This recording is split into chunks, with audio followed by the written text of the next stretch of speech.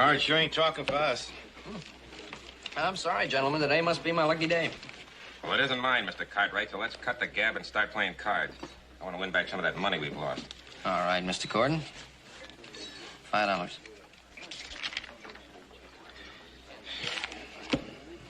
Cards. 1. 3.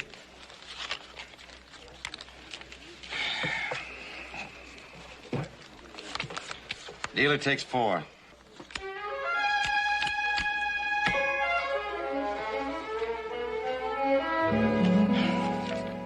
$10. You're holding something pretty good, aren't you, son? 10. And another 10. That's too rich for me. Besides, I'm busted. Well, Mr. Gordon, I'll see that $10. And I'll raise you 20. Well, maybe you've got him and maybe you ain't, but I got to stay in and make you show him. Mr. Cartwright, I'm out of ready cash. But I'll make you a sporting proposition. You're into my partner and myself for $150. I've got something outside I'll put up. Double or nothing. Are you game? Yeah, well, it all depends what you have outside. Let's go have a look-see. Good.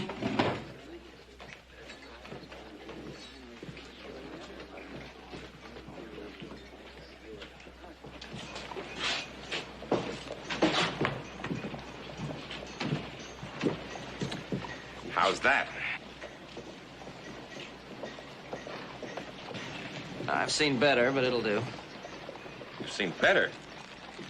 Cartwright, you've been around a lot more than I thought. Oh, I'm a real good judge. It'd be pretty hard to fool me on a deal like this.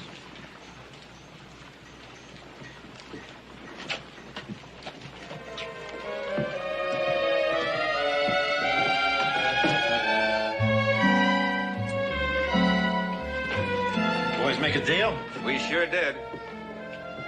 All right, Cartwright, let's see him. Queens over 10s. I thought you was bluffing. Oh, no, I was quite serious about it. Well, thank you very much, gentlemen, for a very profitable card game.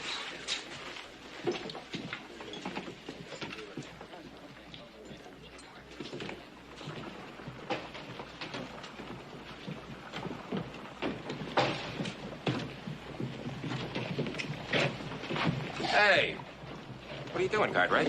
I'm taking my horse. Horse? That's right, I just won it, didn't I?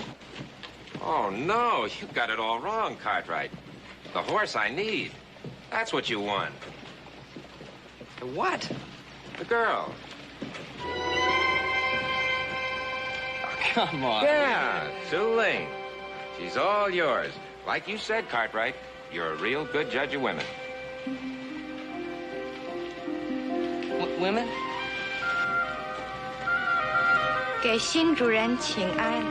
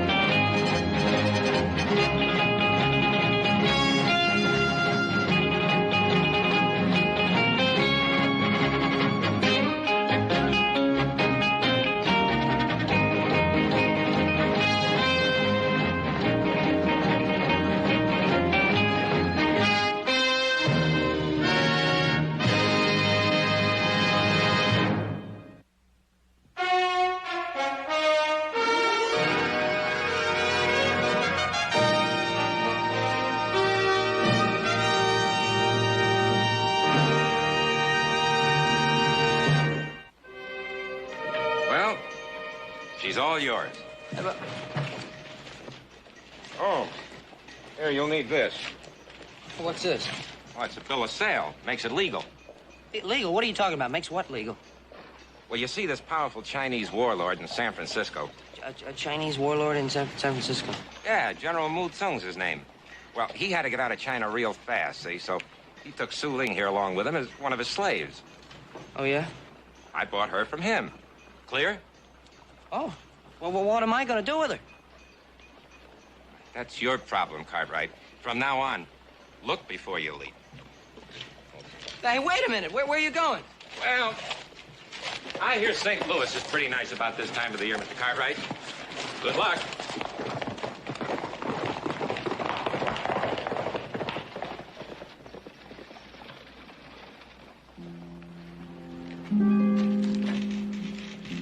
Suling.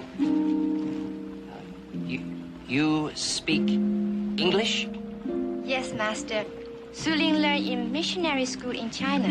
Good. Well, I hereby set you free. Oh, but the illustrious Master, Suling not wish to be free.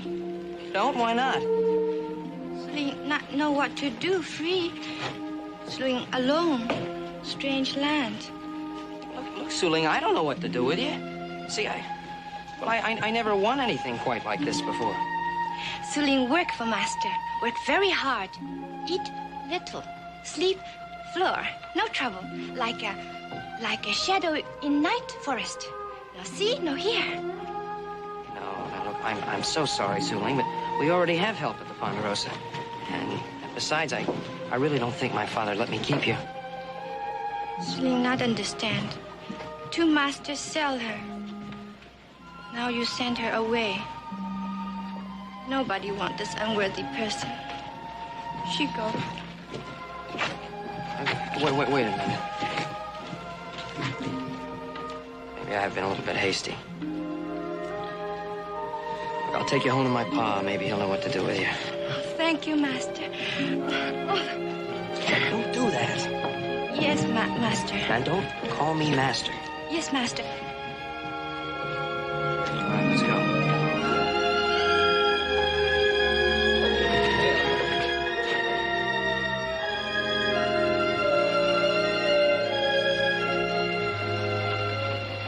I hate to see the look on Pa's face when he hears about this.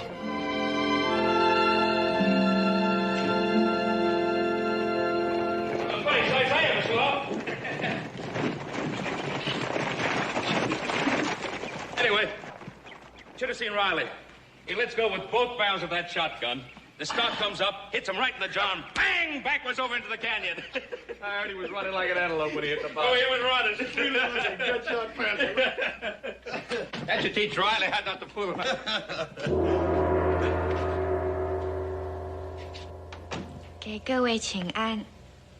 Honorable Masters.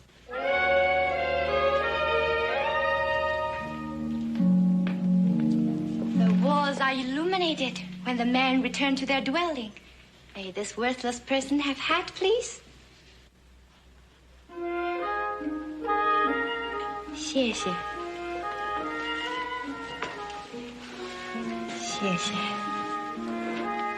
Delightful dinner ready soon. Miss. Just a moment, please. Yes, excellent one. Who are you? Su Ling, Masters, your new slave.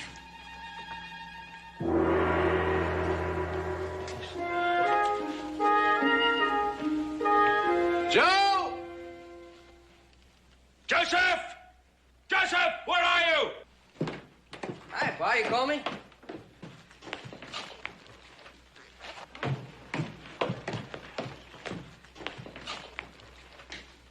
Who's that girl?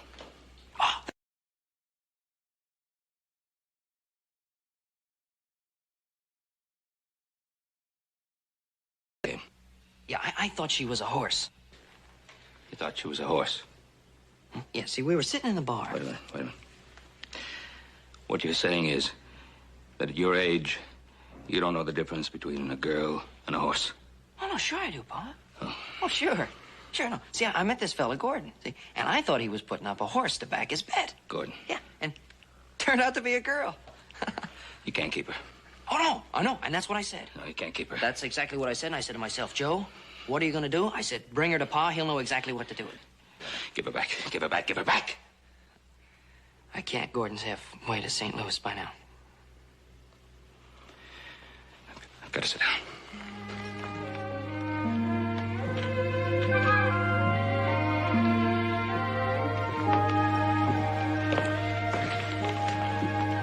Oh, Paul, Joe's just joshing us. Yeah, come on, stop fooling, Joe. What's it all about?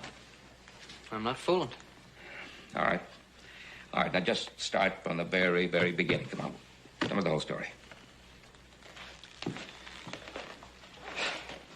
All right, but first let me tell you a little about the girl.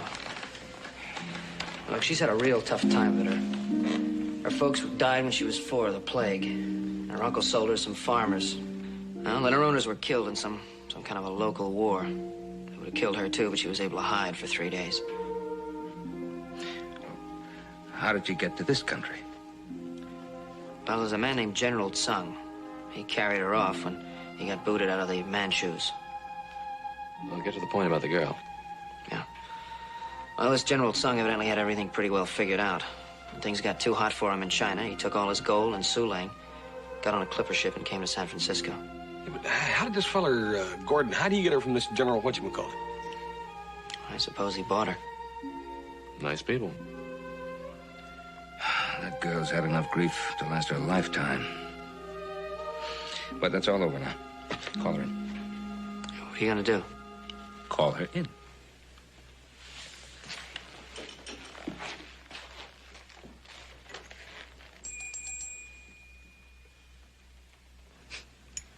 Told me to use this anytime we wanted her. You know, Hop Sing says her name means tinkling bell of virtue. It's kind of cute, isn't it? Yeah. Revered Master Summon, Yes, Sulang, my father would like to speak to you. I kowtow to his august presence. And you've already met my brothers. Most venerable brothers. Suling, I have the most wonderful news for you. As of this very moment, you are emancipated. Emancipated? Yes, you're free. Free to do what, most worthy master? Well, anything. You're free to do anything you want to do. Go anywhere you want to go. You're free. That's very nice. I stay here. You stay- Be Cartwright's slave girl. She doesn't want to be set free, Pa. Well, that's the most ridiculous thing I ever heard of. Who wouldn't want to be free? Suling, Well, now look, see here, Suling. You see, why you no want Suling? She all alone. In buggy, Suling see Ponderosa land stretch far away until eyes grow weary. Cartwrights can afford many slaves. well, you don't understand, Suling. You see, we don't keep slaves here. Well, she doesn't understand about our ways or the country. He's got a point there. We can't turn her out. Yeah, Paul, that'd be as cruel as that General what's-his-name. Well, all right. All right, I agree. Fine. Tell you what I'm going to do, Suling. I'm going to pay your passage back to China, first class. And then I'll give you all the money you need to start all over again. Now, how's that? Suling have no one in China now. Nothing. But here, Suling have Cartwrights, and Cartwrights have Suling. Oh, permit Suling to stay. She be a very good slave girl. Ask nothing but to serve. Now you ring bell, and she come swift. Wings on feet. You beat Suling if she not. Suling always have someone to tell her what to do. Please. Suling always have master.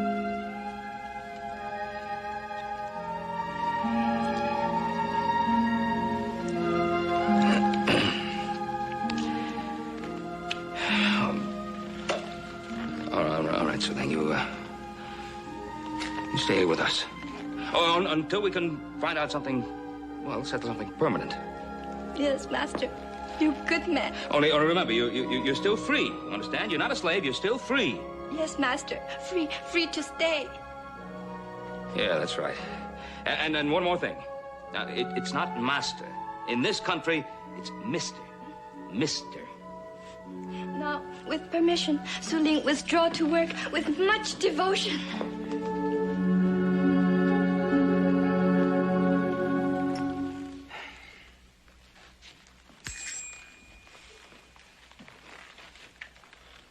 Well, there was nothing else to do. I couldn't agree more. Paul, I think you did the right thing.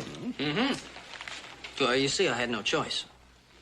As for you, number 3, son, you keep out of poker games where you don't know what the stakes are. Yes, sir. Dinner respectfully served. Misters. Hey, I think it's going to be kind of nice having a little gal around the house for a change. Honorable father. Honorable brother. And his For you, dishonorable short shanks, you can have the leftovers.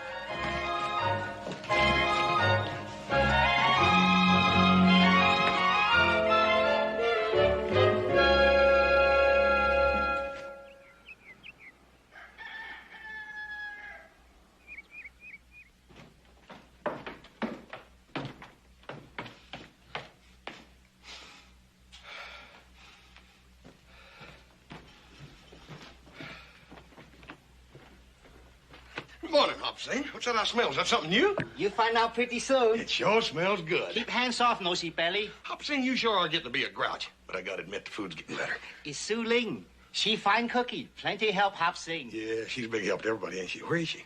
She outside prepare food for new dish. Bird's nest omelet. Bird's nest omelet? Here, you take knife. For what? You find out plenty soon. Goodbye now.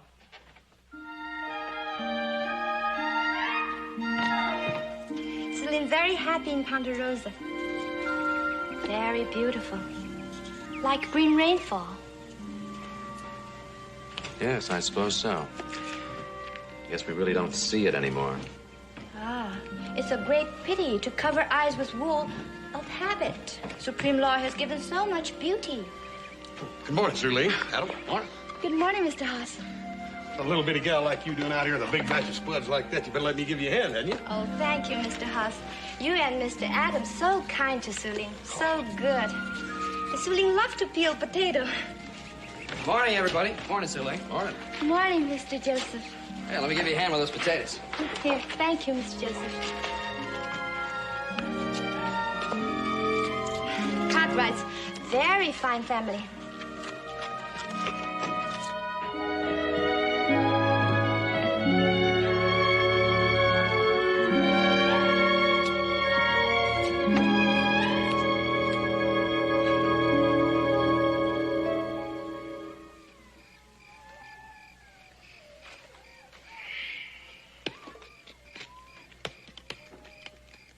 A couple of guys in hiding. You're sure making that fire big enough.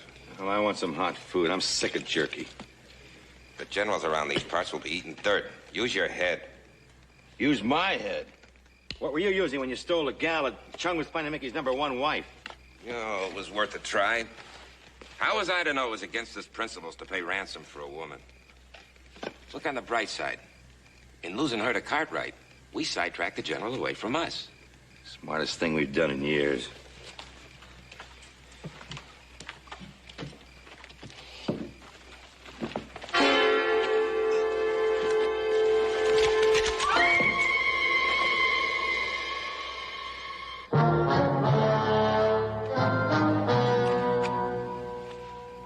Reasonable man, Mr. Gordon, and to my shame, tender of heart. I do not want to kill you, but my choice depends on you. What is it you want of me, General? I'll do anything you say. It is the wise man who recognizes the face of necessity. Where is Su Ling? I give her to a fellow named Cartwright. You gave her? When you knew she belonged to me? I couldn't help it, General. I was taking care of her best I could, but this Cartwright fellow forced me into it. And could the so generous Mr. Gordon tell me where this Cartwright fellow can be found? I heard he had a big ranch near Virginia City. The Ponderosa, I think it's called. Free Mr. Gordon from life's pain. General, don't let him do it. Don't let him kill me. General! General, please! No! General! General!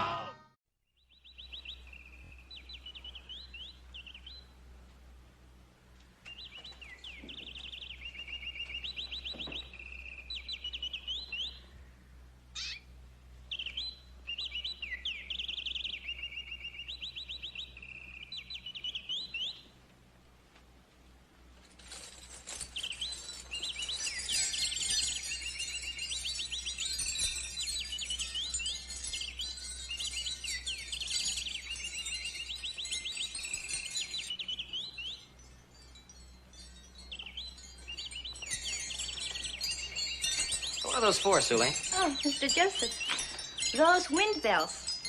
tell when celestial spirits enter house, frighten demon away, and bring good fortune. Pretty. They make beautiful music. Suling, you happy with us here on the ranch? Oh, yes, Mr. Joseph.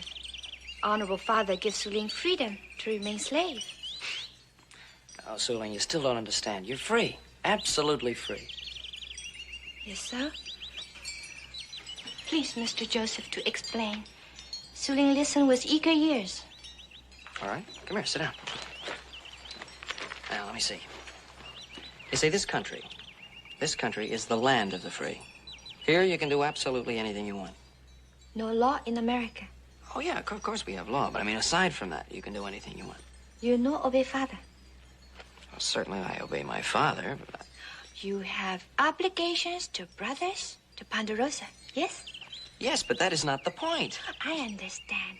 You part free, part slave, right? No, look, you still don't understand. Suling's sorry. She bottomless well of ignorance. Oh, it's my fault. I'm not explaining it to you right. Here, you see the bird in the cage? You're like the bird in that cage.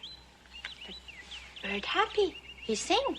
Ah, but he'd be a lot happier and he'd be a lot better off if we let him go free. Yes, sir. We'll see.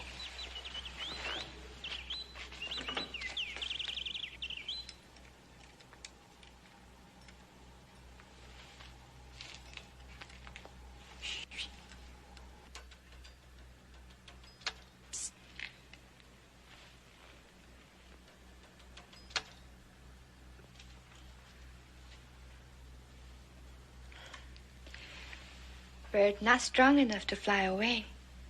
In cage, bird safe, happy. You know, you argue just like a woman.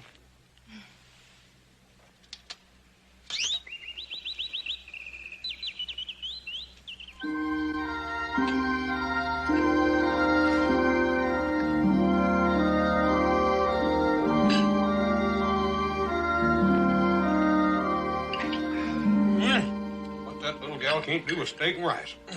What you can't do with steak and rice, you mean? Oh, that was good. Problems, little Joe?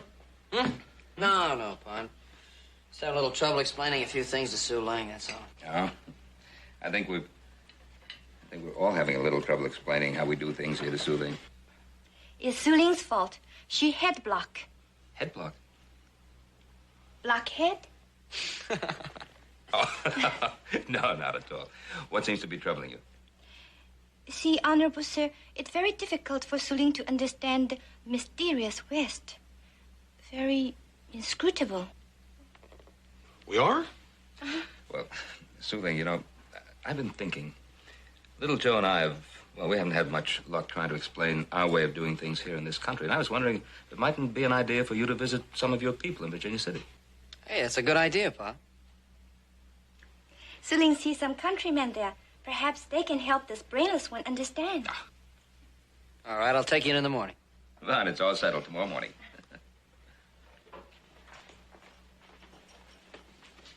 Thank you, Suling. May spirits sing in your serene stomach. Well, speaking of singing, I wonder if you'd sing for us. Have not seen this long time. Make heart remember father's house.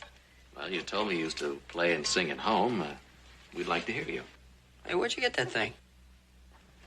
Don't be a head block. I brought it back from Virginia City. Gentlemen, your attention, please. Suling is going to favor us with a song. Forgive Suling if she offend illustrious ears with unworthy efforts.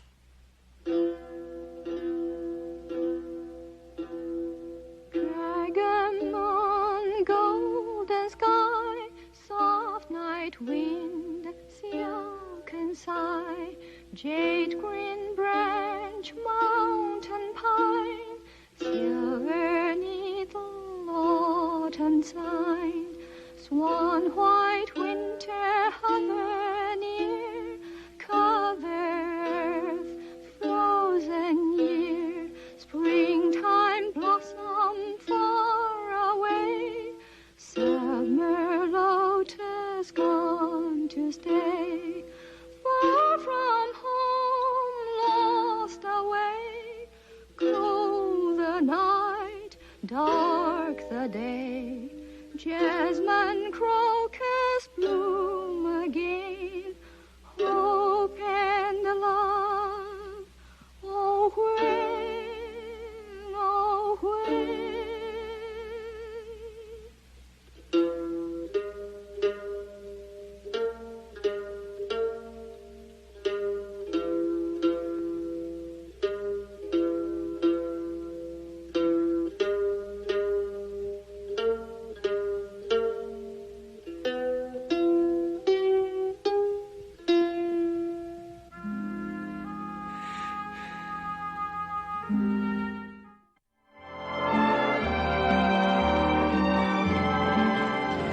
Hey, one more person I want you to meet, Cam Lee.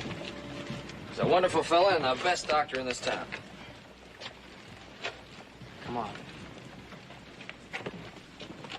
Little Joe, welcome to my humble office. Doc, how are things? As usual, too many sick, too few hands. I hope you're not in the need of my services today. No, I'm not here for any medicine. I just want you to meet a friend of mine, Sue Ling. She's new in this country, and I'm just showing her around town. I thought you might want to tell her a little bit about your work here. Oh, I would be honored. But I'm afraid I must do it while I look after my patients. Sure. Perhaps Suling can help, illustrious doctor. She worked in mission hospital in China a long time. Is that so? Su Ling, you're the answer to a long-said prayer.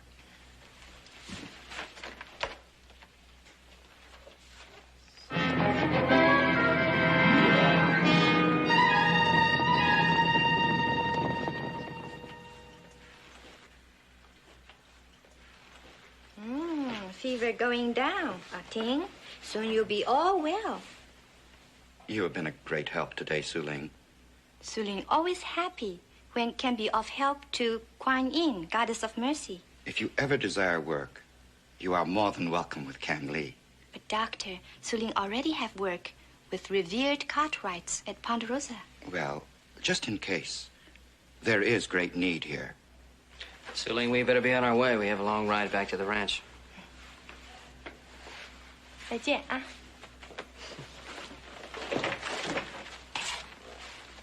Doc, we'll see.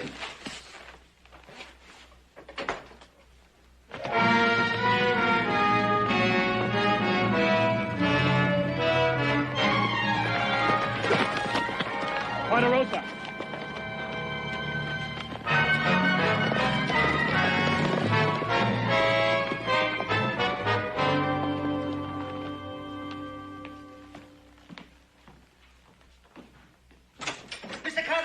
Mr. Cartwright!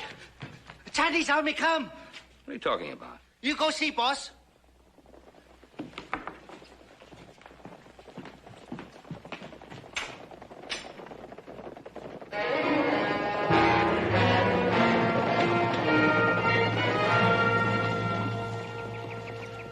What's the meaning of all this?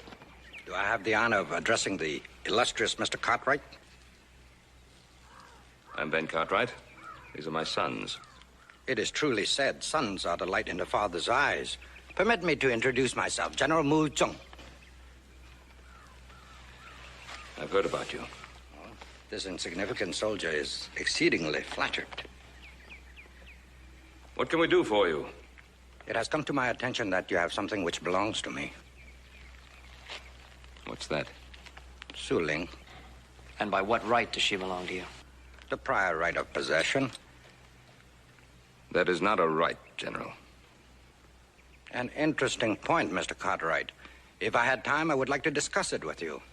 What for? There's nothing to discuss. The loud-voiced child has rightly been called a hammer without a head.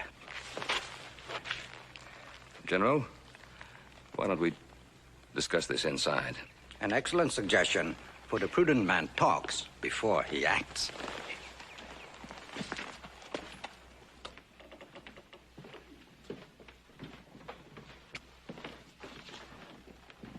I am honored as I enter your sublime household. Take a seat, General. You are the embodiment of hospitality. Now about Su Ling. I am prepared to repay you for any trouble you may have gone to. You want to buy her back? If that is the way you wish to express it. She's not for sale. You mean she's not ours to sell? We set her free. Most wasteful. Extravagantly wasteful. But I do not wish to debate with you. My honor demands the return of my property. Well, I'll tell you, General. I think it's up to Su Ling as to whether she goes back with you or not. You'll have to ask her. More idealism. But at times it can be a good servant for the realist. Su Ling, would you come in here, please?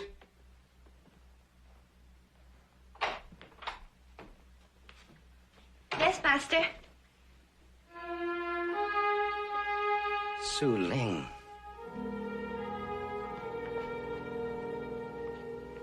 给您请安，将军。 Su Ling. Joy leaps in my heart again at the sight of your beauty. Gentlemen, perhaps you do not understand. I offer Su Ling an honorable status as one of my wives.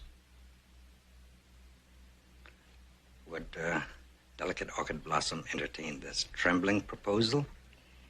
It is ever wise to consider so wondrous a proposal, glorious General. Su Ling needs time to ponder breathtaking prospect. Consider, too, the numberless delights you would enjoy as General Zheng's wife. Yes, Su Ling will contemplate the boundless riches most carefully. May I beseech Su Ling for an imminent answer? I have already taken much time away from the pressing concerns of my import business in San Francisco. May Su Ling entreat great General's indulgence only until tomorrow morning? Tomorrow morning. I should prefer an answer now, but I shall be patient. May I humbly suggest that your response be affirmative, Su Ling? Don't threaten her. It is well written. The kitten would be king of the jungle if mice were elephants. General, please remember, this is not China. Perhaps not, Mr. Cartwright. But it is carved in jade that death is a land without geography. Wansoi, may you live 10,000 years.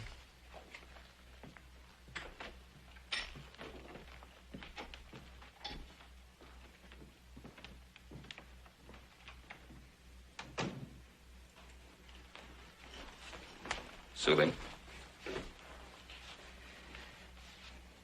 I'd like you to know that we want you to stay here permanently. Make the Ponderosa your home. But whatever you decide, we'll respect that decision. I just don't understand how you could think of marrying a man like that.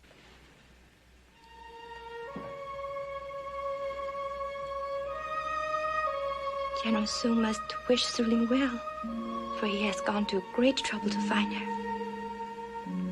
And in time, Su Ling may wish him well too. Forgive Su Ling. She must run to her room.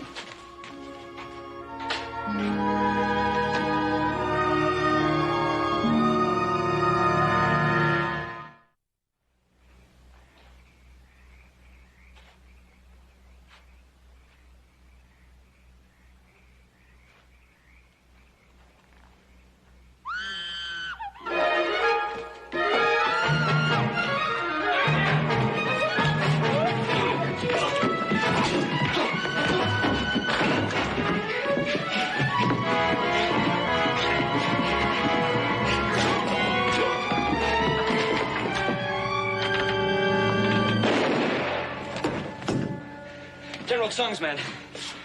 She all right? Oh, she's been cut. Yeah, so General Sung had your best wishes at heart, and he tried to steal you like a sack of... Now, that's enough, Joe. Chung's man, who's there? You take that man to the sheriff and bring back the doctor.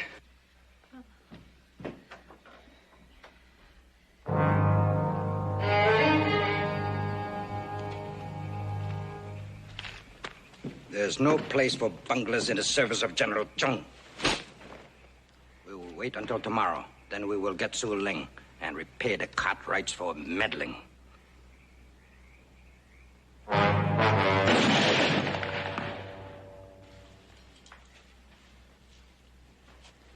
few days and you will be just as before. Now tell me, Suling, have you considered what I said?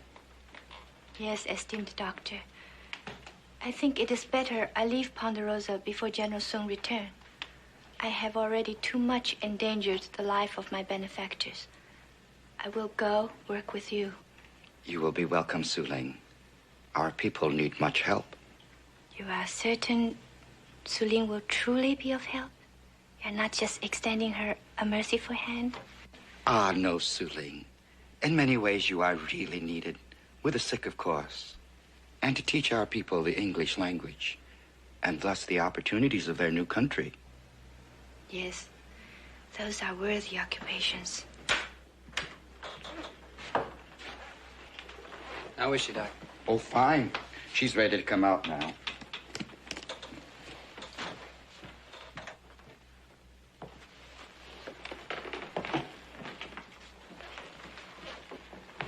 Well, Suling, you feeling better now? The healing hands of Dr. Cam Lee restored Suling's body, but her mind trembled like bow in strong wind. Don't you worry about Musang, Suling. If he tries anything again, we'll be ready for him. That's not what Suling think about. Her small life is not important enough for worry. Then what is it? Dr. Cam Lee say our people in Virginia City need Suling's help. You mean you'd like to work with them? Yes. If masters approve to release Suling. No, we're not going to let you go. Not if it's just to protect us. Suling always content at Ponderosa. And she owes Mr. Joseph so much. If he like, Suling stay as servant girl.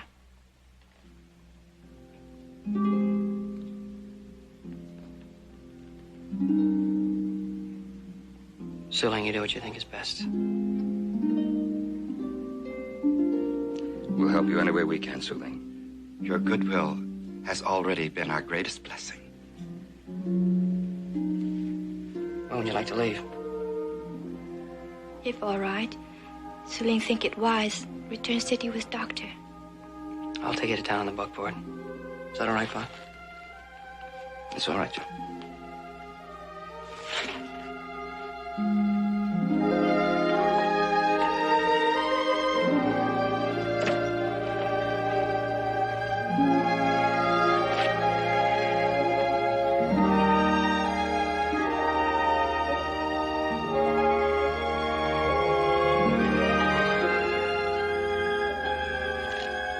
Are you all ready?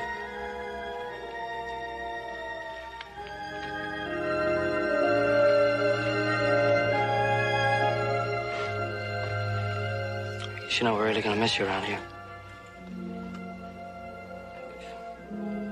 If you ever get in any trouble, you need any help, you just call on us, we'll be there. Suling, no. Cartwright's love is what gave courage to Suling to leave birdcage she tried build for herself. You teach her cage shut in Suling, not keep out world. You teach her so much.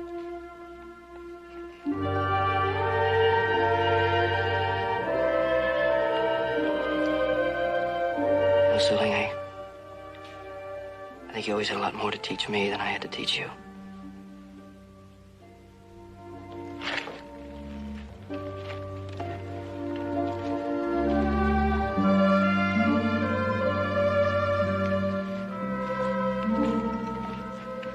Suling?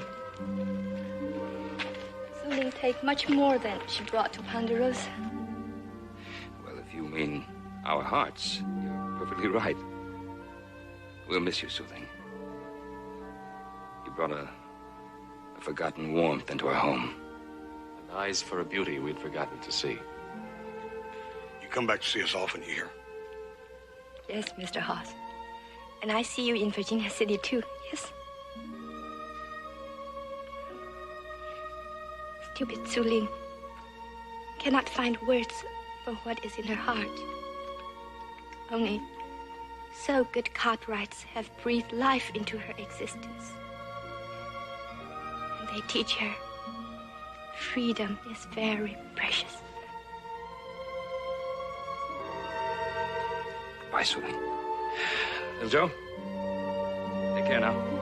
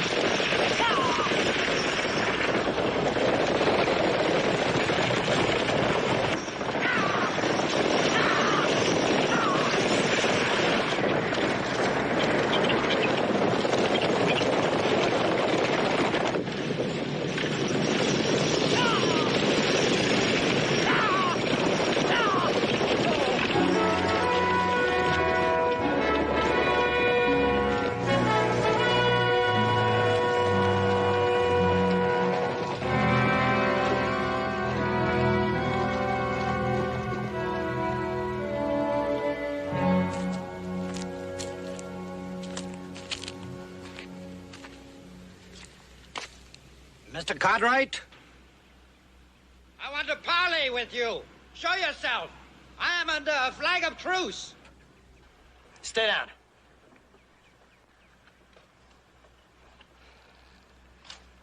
All right, what do you want to parley about, son? I have not opened fire because I do not wish to harm you. Turn over Su Ling, and you may go in peace.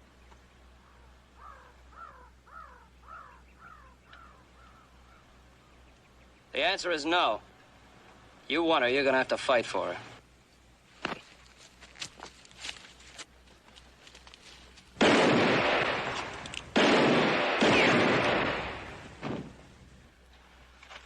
Hurt, Mr. Joseph?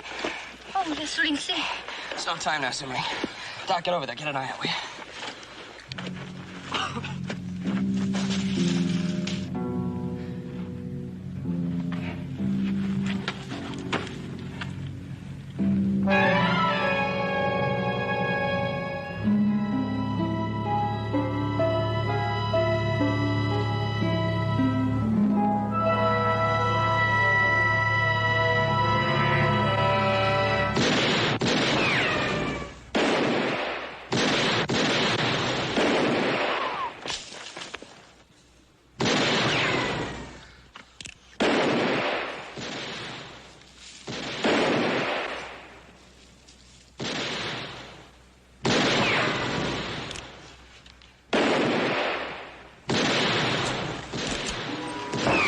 That's it.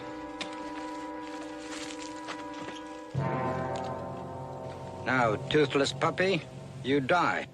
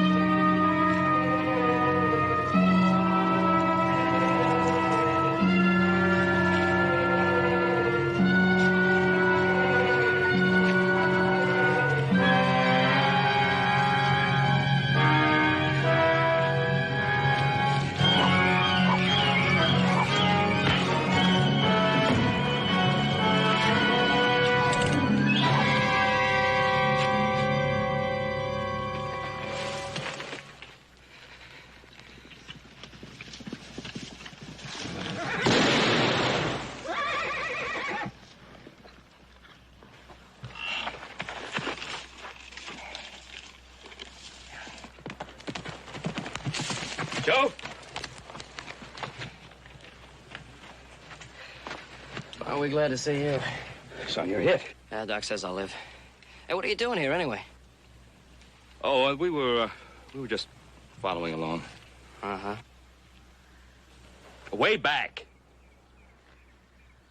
Well, you didn't think I was going to let my number 3 son run the risk of encountering the general and his army alone. Thanks, Pop.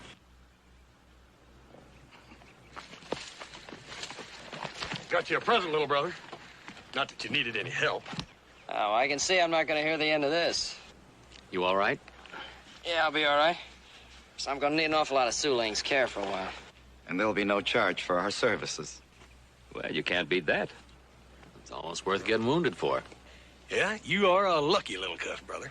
You got a good doctor and a good-looking nurse, and all for free. Free. That is most beautiful.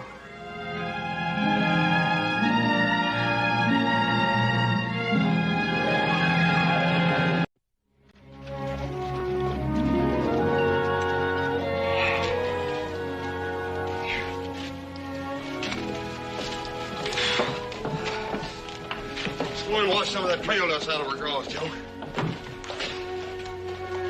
Well, I can wash up anytime. Joe, you got time for that later. Come on. Get him out of here! Unhand me, varlet! What's he saying? Remove your filthy hands from my person. Oh! Imbecile, you varlet!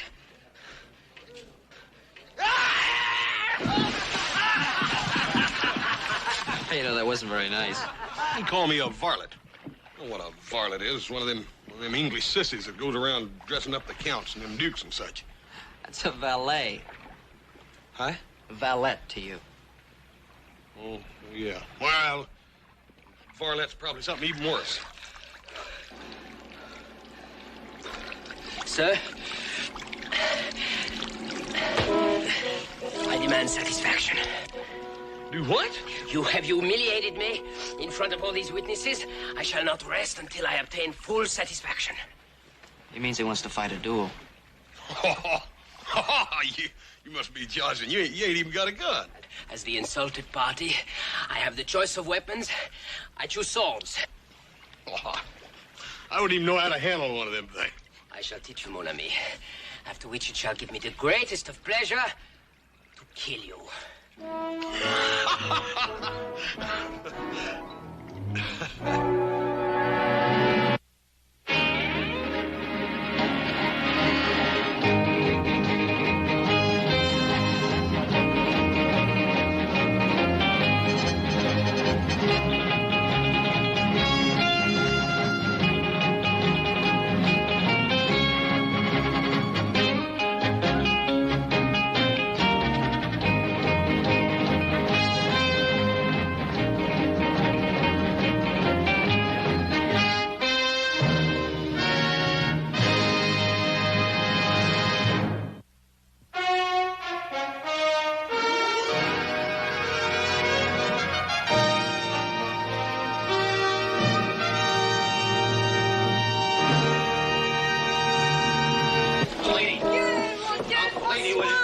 Please, lady, don't go crying.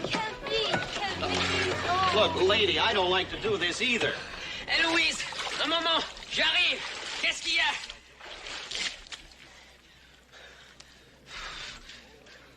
I've got nothing against you at all. Not a thing in the world, mind you. It's just, well, it's him.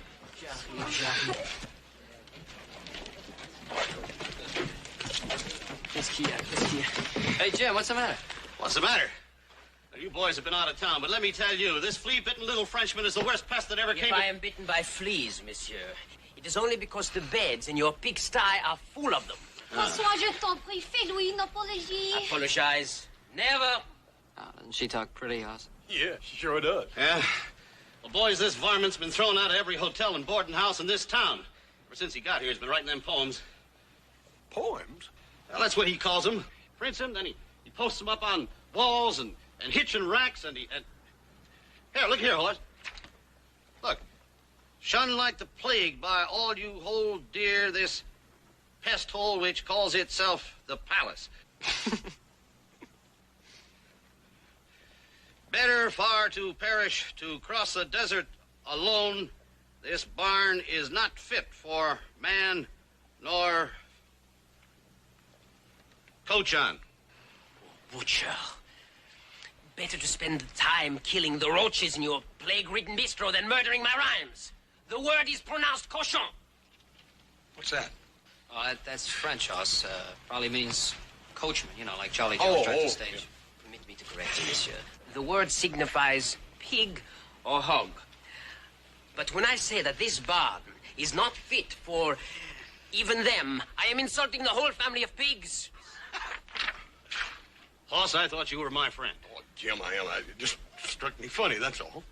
Funny. Oh, Francois, what are we to do? I will think of Come on, something. Joe. Let's go get a beer. Do not worry your little head, sister.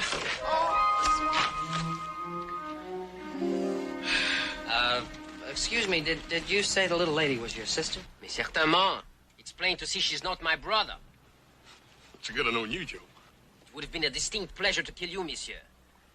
But since my sister and I can find no shelter in this barbaric village, we are compelled to take the next coach to San Francisco. My brother and I just brought some cattle up to the high country. That road's been closed by a landslide. At least a week before a stage can get through there. Oh, Francois. Well, look, miss, since you have no place to stay here in town, I wonder if you might not accept my invitation to put up with us out at the Ponderosa. That's our ranch. Hey, Joe, don't you think we ought to talk to Pa about it first? What do you mean, talk to Pa? I mean, this is exactly what Pa would want us to do. Charlie doesn't want some strangers leaving our little town with a low opinion of our hospitality. Hospitality? Joe, do you hear that? That little fellow wants to kill me. Oui, monsieur. I shall be delighted to accept, monsieur. You are so very kind, monsieur. How can I ever repay you?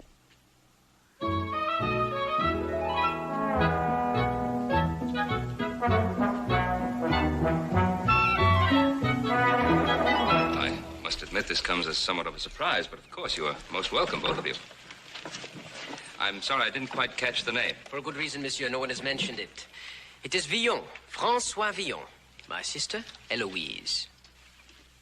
Did you say Francois Villon? The same.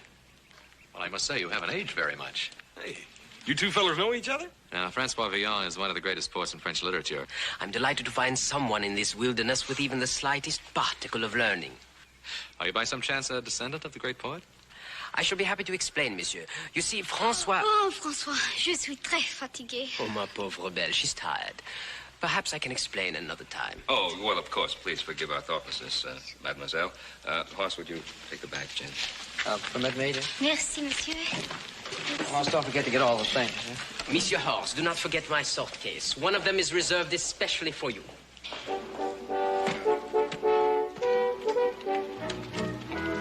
What does that mean? Oh, I neglected to tell you. How stupid of me. It is a painful necessity, but I fear there's no way it can be avoided. I must obtain satisfaction from your son. Monsieur?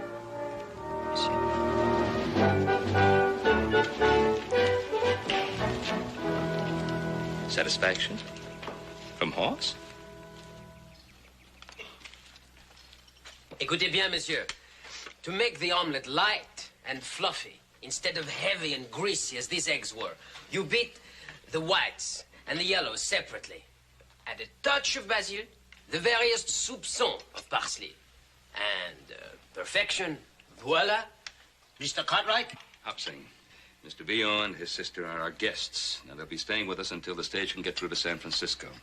Until then, we shall try, in our poor and humble way, to make things as comfortable as possible for them. Okay. He stay here. He come in kitchen. Voila. All right, Hopsing. Shall we adjourn to the living room? He has a temperament, that one. Yes. Hopsing's been in our employ a long time. His cooking suits us just fine. Pourquoi no? It's a country of barbarians. Sans taste, sans delicacy. François, no! Don't worry, Eloise. We don't take what he says too seriously. But he takes himself, how do you say, très sérieusement. That is the big trouble. Ça suffit, hein? Trop de parler. François, je t'en prie. Tais-toi. Come on. Let's not have an argument, all right? Vous êtes très gentil, monsieur. Il est très gentil, le pauvre garçon.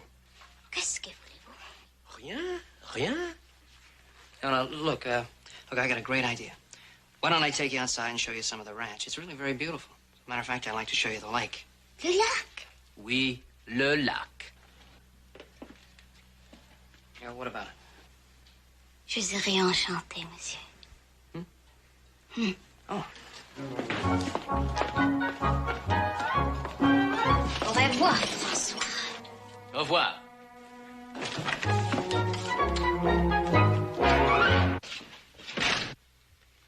Forgive my frankness, gentlemen, but how can you tolerate these furnishings? Not a trace, not a single touch of elegance. Oh, I got chores to do. I'll see you all at 12. Yeah. Ah, but here is something else. Exquisite. Well, thank you. I'm glad you like them. Yes, I do, monsieur, very much. Thank you again. Those are portraits of my wives. Your wives, monsieur? Yes, my late wives. All three of them? Monsieur is a véritable bluebeard. However did you manage it? The workmanship, monsieur, is superb. The frames, they are of gold, no? The frames, they are of gold, yes. Now, what has that got to do with my... Easy, Pa. Monsieur Villon, that's not the matter which we wish to discuss. If you would honor us by sitting down. Votre service. We would like to hear that explanation that you promised us earlier. About my name. Oh, yes, with your permission. We're waiting. Bien. You are perhaps familiar with the theory of reincarnation? I've read about it. Then you will understand when I tell you that I am the living reincarnation of François Villon. No, monsieur. Do not look down your nose at me. I, too, was skeptical at first. Now, you don't expect me to believe that... To give an instance. One day I reflected on the beauty of ladies. How quickly it fades. And I asked myself... Where are the snows of yesteryear? Précisément. Imagine my surprise to learn that the same words had been written 4 centuries earlier by a poet named François Villon. Now, what's so surprising about that? You probably heard the line somewhere before, and it's stuck in your mind. Impossible, monsieur. My parents were ignorant peasants. I was what you call self-educated. But until that time, I had never read Villon. Proving what? Allow me, monsieur. Villon was born in 1431 at the time of the harvest. I was born in the year 1831 at the time of the harvest, exactly 400 years later. Another coincidence. It's much more than a mere coincidence. Everything that Villon had done, I found that I had done or was about to do. Allow me to remind you, Monsieur Villon, that the great poet Villon was also a rogue and a rascal. And what does monsieur mistake me for? An honest man? What do you want us to mistake you for, a thief? I prefer to say that I am above petty bourgeois moralité. Villon killed a man and was condemned to be hanged. Exactly the same shall happen to me. One cannot change one's nature nor one's destiny. It is written in the stars. All right. Now, let's, for argument's sake, assume that you are sincere about being this Francois Villon brought back to life. Now, that does not concern me. However, what does concern me is my son Horst. And I am hoping that when you demand this so-called satisfaction of yours, that you are not thinking of some such ridiculous idea as a duel. Mais précisément. What did Horst do to him? Do? D'où, monsieur? D'abord, je n'ai pas l'habitude de prendre un bain devant tout le monde avec mes vêtements à 8 heures le matin dans le centre de la rue. What did he say? Something about taking a public bath in the middle of the street. Look, Mr. Villon, you have reached the end of my patience.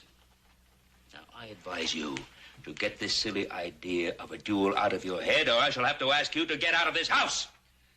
And if you do, monsieur, you will simply be speeding your son's tragic denouement.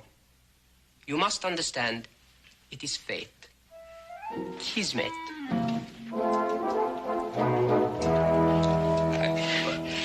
Don't take him seriously, Pa. He's just an actor playing a part. Seriously, he's just an actor playing a part. Did you hear what he said? He's going to duel with Horse. Well, just because he says he's a duelist doesn't make him a duelist, no more than saying that he's Villon makes him Villon. When you come right down to it, he probably can't even handle a sword at all.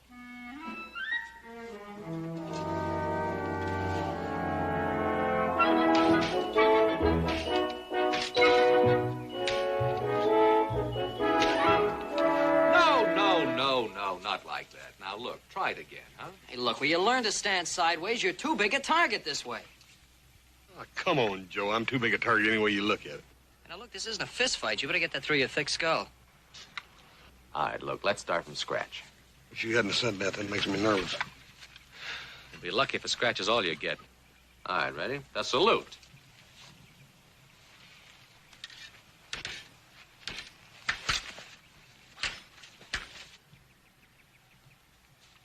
I feel so dadgum silly.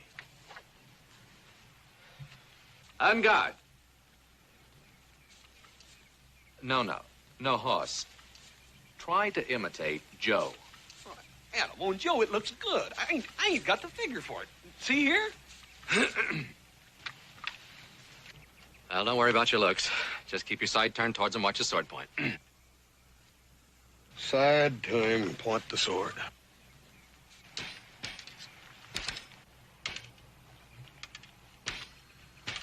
Hey, Joe, you're cute, ain't he, Adam? Forget the jokes. That's your enemy. Attack! Joe. Ah, dadgummit. Well, what's the use, Adam? He's not going to take it seriously. Well, it is kind of hard to keep a straight face dancing around out here on these hills with silly-looking toothpicks. Hoss?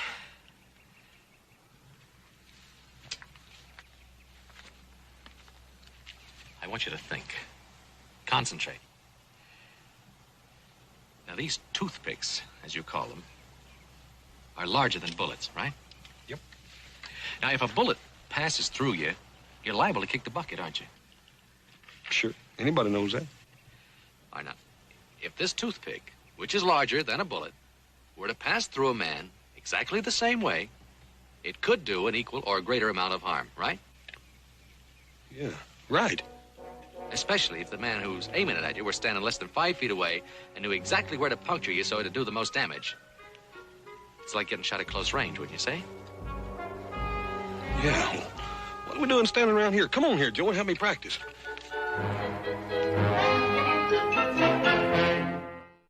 Now, show me that thing where you do this. Second. Second. All right. You want me to lunge? Right. All right. You ready? Ready. I don't want to hurt you. You ready? Yeah. Hey, that's good. Yeah, come on. Now, let me try it. All right. Yeah. Lunge at you. Yeah, you Ready? want lunge. Yeah, okay. It's not bad.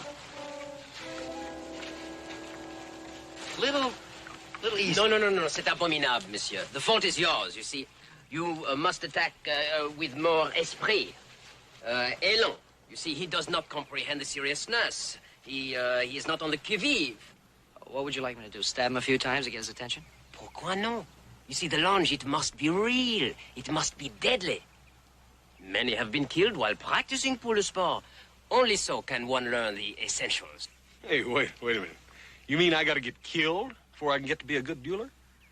I will demonstrate. Your weapon, s'il vous plaît?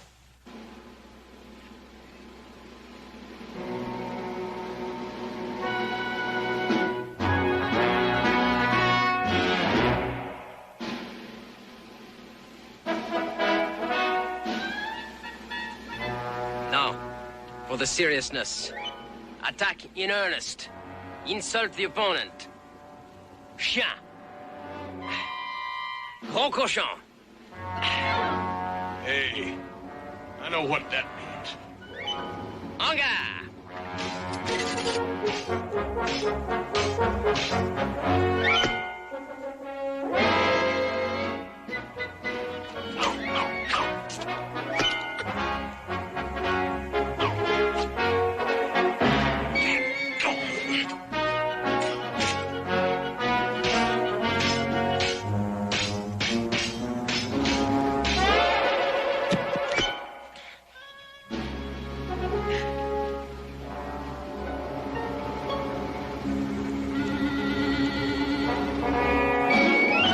Thus, monsieur, I hope you've learned something.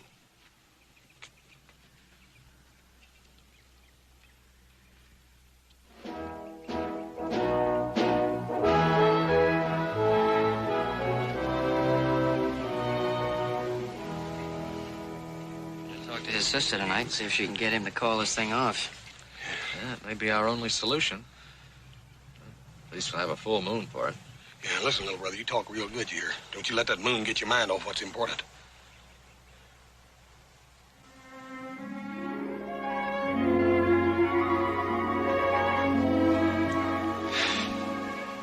Now, Louise, you look beautiful in all this moonlight. You talk so pretty, monsieur. I could listen to you talk all night. Talk? Oh, you know, that reminds me. There was something I wanted to talk to you about. Why don't we go over there and sit down?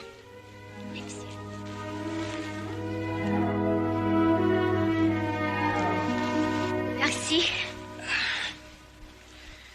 See, I wanted to talk to you about my brother Hoss.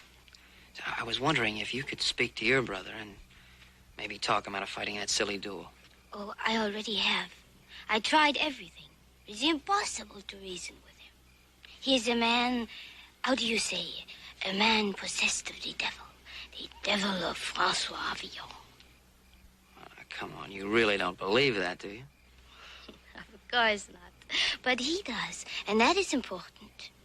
You see, he thinks he is my protector. But in truth, I must be with him always to protect him from himself.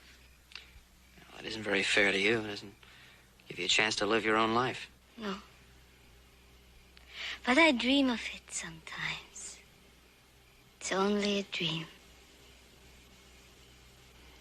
It's very beautiful here. It sure is. La lune.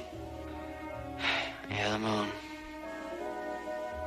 And le lac. And the lake. I'm sorry I don't speak your language better.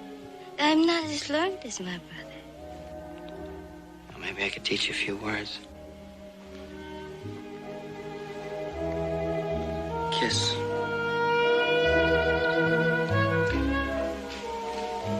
In French, we say baiser.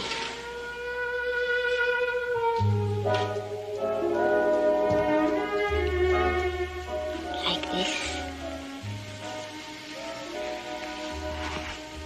Baiser.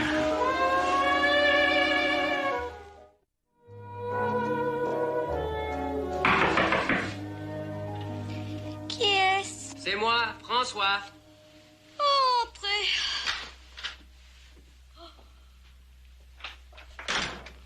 I did not hear you come in last night, my sister. Oh, perhaps you fell asleep early. No, I was up late. I was occupied in writing verses. Oh, it was a beautiful night. We walked. Yes, of course. He's handsome, this little Joe. N'est-ce pas? Oh, oui, très beau. Oh, what are you all dressed up for? Where are you going? Virginia City. Monsieur Cartwright has graciously provided me with a horse. Pourquoi? Well, soon the road will be clear and we must take the stagecoach. To do this, we must have money to pay for the fare. But we have money. No, little sister. You use the wrong tense. In English, the expression is we had. Oh, je ne comprends pas. In this country of barbarisms, there is one more barbaric than all the rest. A game called poker. It has not the delicacy, the finesse of baccarat or chemin de fer. You have lost our money. Only a small sum remains. And now you go to gamble again? You're going to lose everything. No, little sister. Now I do not gamble. Now I have other plans. Oh, please, Francois. Each time you have the plan, there is more trouble. I beg you do not go. Little sister, I would not cause you one moment of unhappiness, but there are some things I must do. It is fate which decides. Au revoir, ma chère. Oh, Francois, no. What am I going to do here without you?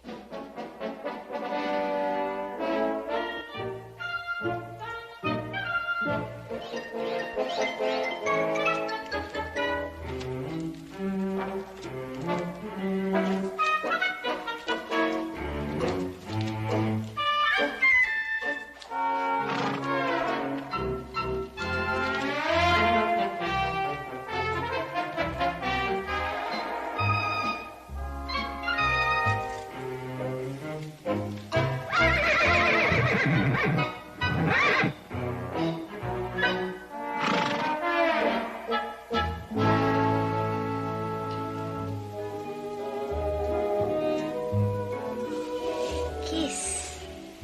Little Joe, you teach me so much.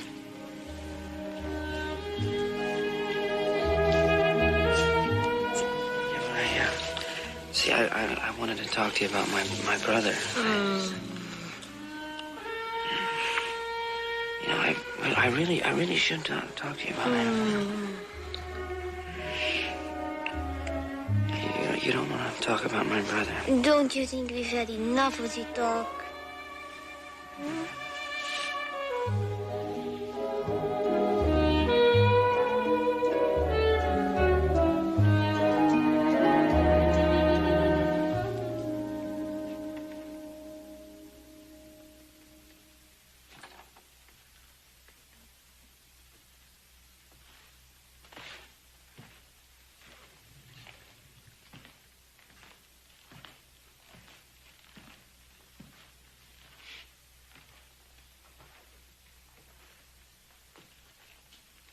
Francois should have been back by now. Well, all he had to do was buy the tickets for the stage to San Francisco. Don't tell me you're worried about him. Worried? I suppose I am worried about him in a way. Well, I admit he gets me riled up at times, but, well, you can't take him serious. He's like a little child. Well, you have another child to worry about. A big one. Oh, I can't believe he's serious about wanting to fight a horse. Can't you? Well, let me remind you that his idol once boasted of killing a man with a sword. Feels he must imitate him, live his life all over for him. Well, that's just a lot of talk. Little boys talk. Well, it sounds like your little boy might be returning. Good evening, Ben. Oh, Roy, come on in. Thanks. Howdy, Adam. Roy? Well, what brings you out to the Ponderosa this time of night? Now, don't tell me that you brought me a warrant. No, it ain't a warrant, Ben. It's this Frenchman you got visiting you here. Oh, yeah? What? Well, he's wrote himself another poem. Oh, is that all? No, that's not all. Now, he went to Les Stanton's printing shop and paid him to make a whole lot of copies of it. Oh, well, I gave him that money. Hey, Roy, what does the poem say? I'm coming to that, Adam. Ben, it's all about you. Oh, yeah? Yeah, about how you come out west here without a nickel in your jeans. Yeah? Marrying a woman. Yeah? And then killing her so she could get her land. What? And then you married a second one, got rid of her, and a third. Now, hold on there. That's what your friend says is the way you come by all this acreage that's now called the Ponderosa. Oh, that's preposterous. I know it, Ben, and you know it, but there's a lot of people coming into town every day that don't know it. Now, a thing like this could get us into a whole pack of trouble. Pack of trouble? Trouble? You don't know the half of it.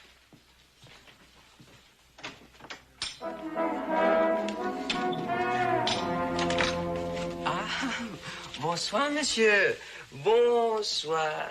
Oh, bonsoir, you. Faking Frenchman. Now, take it easy, Pa. Take it easy. Remember what you said. He's just a little boy. He's not responsible for what he does. Now, when I want your advice, I'll ask for it. Ben, you get hold of yourself now. If you want this man locked up for libel, I'll take him into town right now. But I'm not going to stand for any violence, you understand? Violence? Sheriff, there's one thing I will promise you. There won't be any killing. Now, I'll admit that he gave you plenty of cause to get mad, but after all, he didn't commit any real crime. Crime? What do you call that poem? It's not the same as horse stealing, now, is it? I'm going to get back into town and pull them things down.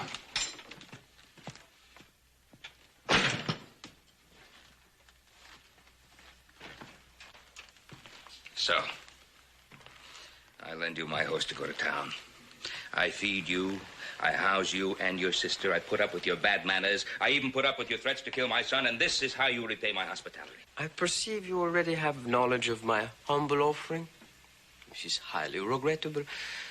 I wished very much to surprise you. What purpose did you have in writing this? Purpose? Well, even your idol, Francois Villon, did not write without a reason. Whether it be to please some lord, or to obtain a pardon, or even to make money.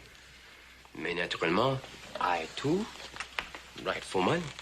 But, Monsieur Adam, to be frank with you, it was my intention, when I wrote this poem, to sell all the copies to your father. Blackmail, huh? Call it what you choose, monsieur. Let's not quibble. I'm an artist. An artist? You're a scoundrel without an ounce of gratitude or talent. No talent. You can say this to me after you read my poem. I didn't have to read your poem. The sheriff told me all about it. Alors, you take the word of an illiterate, a peasant. You are afraid to hear what I have written. Monsieur Adam, would you do me the honor? It's your funeral.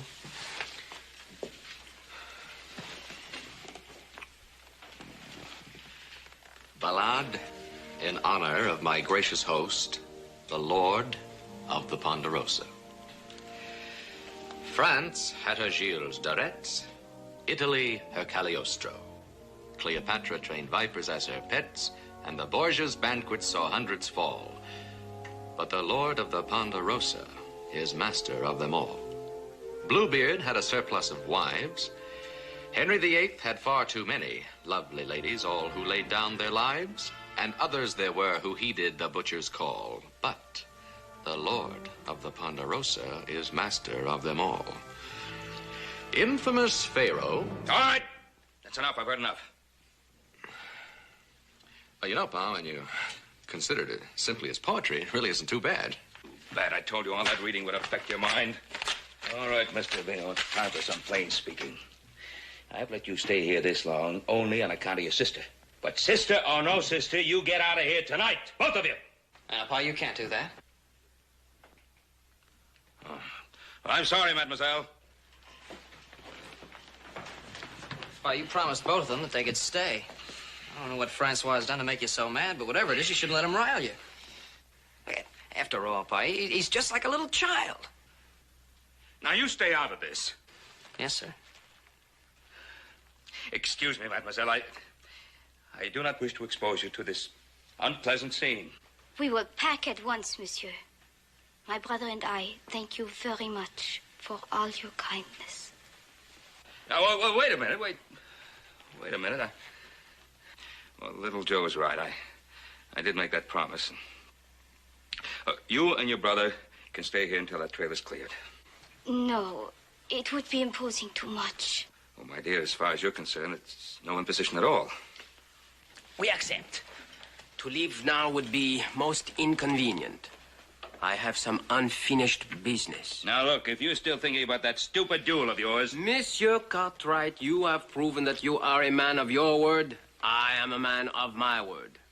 Your son's insult can only be wiped out with blood.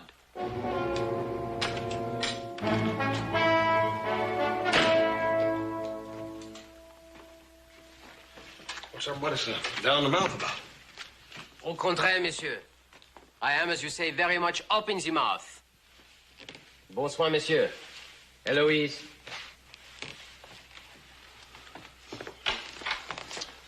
You look like you've been to a funeral or something.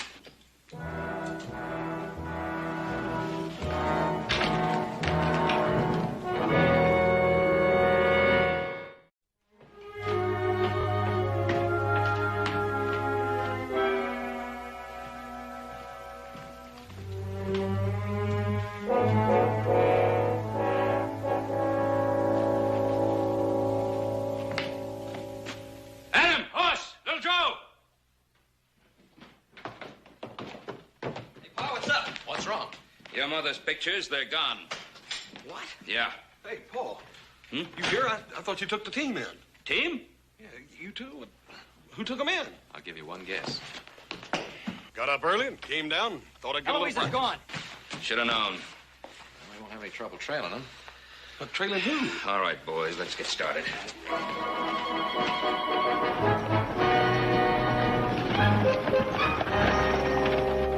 Ça va! Do not be sad, little sister. In the great metropolis of San Francisco, you will meet gentlemen of culture and refinement. And you will soon forget this little Joe. I will never forget little Joe.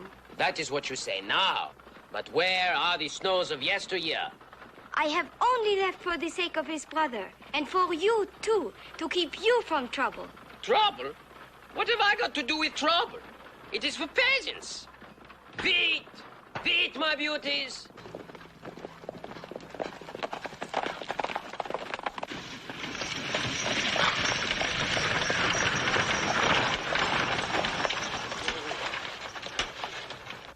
Ah, San Francisco. That way. Sava!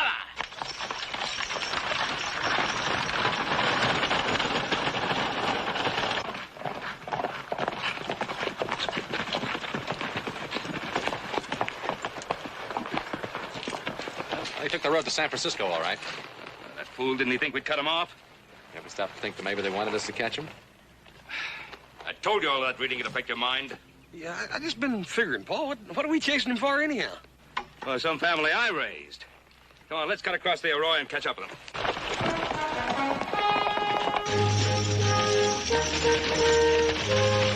Hey there!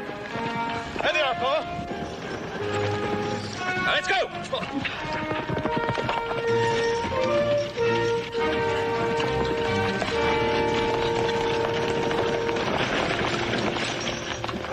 Gentlemen, what a happy surprise. Not in my wildest dreams did I hope to see you again so soon. I'll bet you didn't. Not in your wildest dreams. Little Joe, I can explain everything. Now, hold on, ma'am. You just wait just 1 minute here. Now, where are they? They? Yes, they.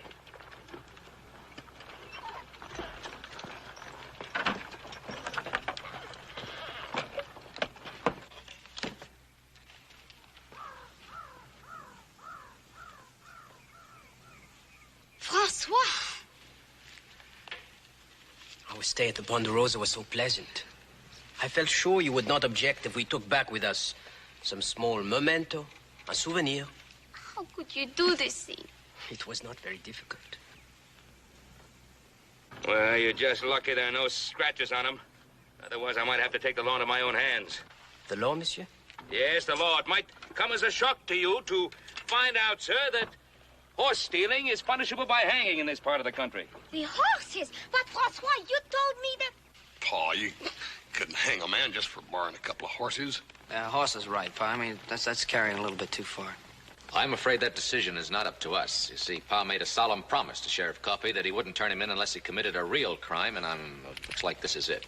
Yeah, well, now, wait a minute, Adam. Oh, Adam was right, boys. I guess I did make that promise. You can't take a man in to be hanged. That's up to Sheriff Coffey. No Cartwright has ever set himself above the law. But Adam... No buts, boys. I gave my word. No. No. The great Francois Villon was also condemned to be hanged. Do you still continue to doubt, monsieur? Perhaps now you will agree that it is possible for a man to be inhabited by a spirit of one that has lived many years before. Perhaps. No. No, it's not true. Don't weep, little sister. One cannot escape one's destiny. It is fate. Kiss me.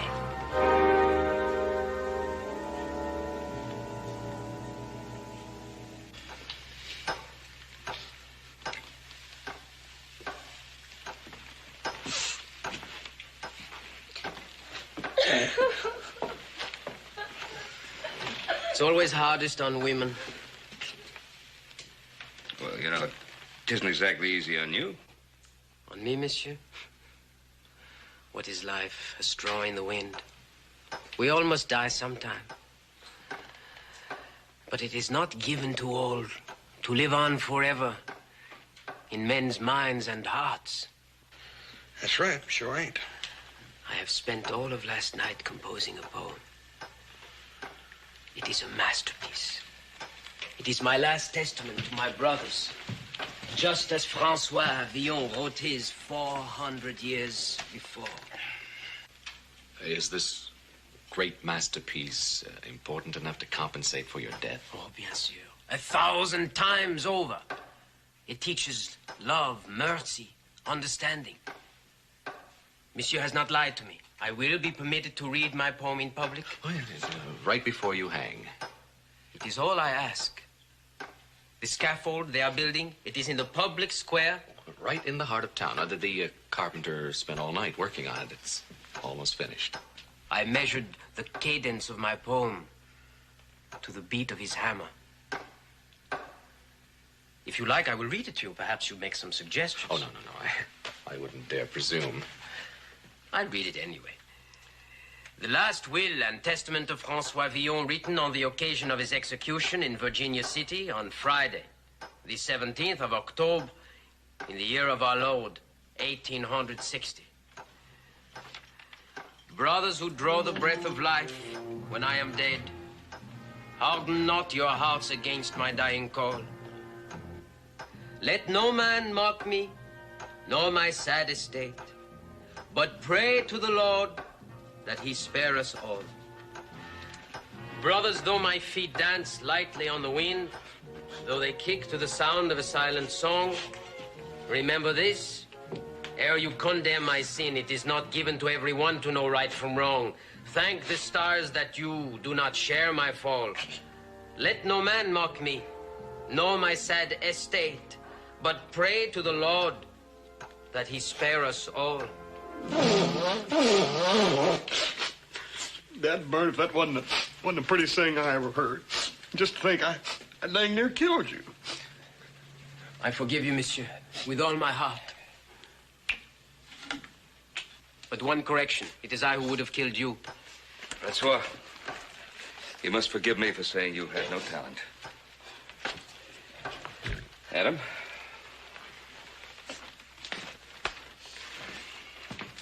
Well, it's too bad you've got to die to prove it.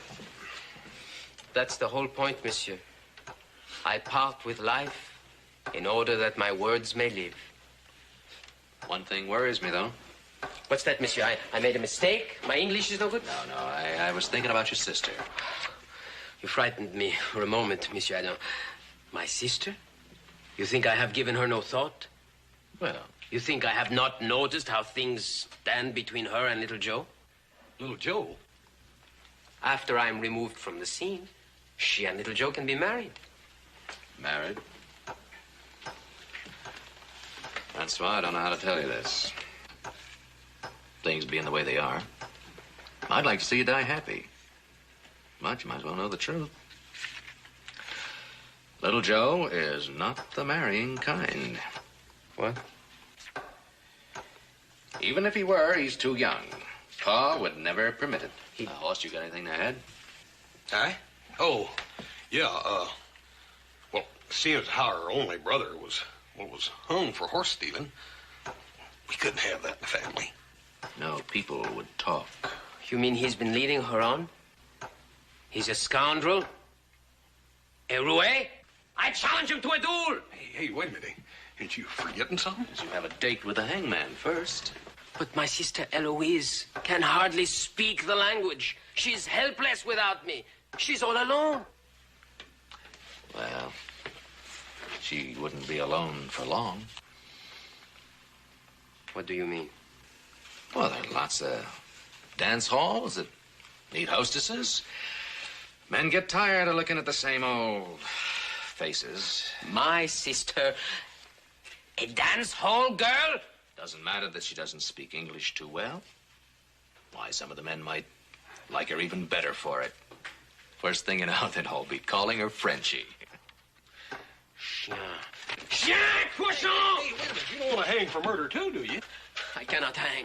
I must provide for my sister. Well, under the circumstances, I'd say that's a bit difficult. Yeah, dang near impossible. But you must do something. You must help me. Eloise. Well, even if we could help you, what difference would it make? You can't escape your destiny. Sooner or later, your sister would end up in the same boat. No. I would take care of her. I would never leave her this way. Do you really mean that? Of course I mean it. What do you think I am? Un cochon? Hank? Hank, you can stop that hammering now. The scaffold, she's finished, yes? It was never started. Okay, Sheriff.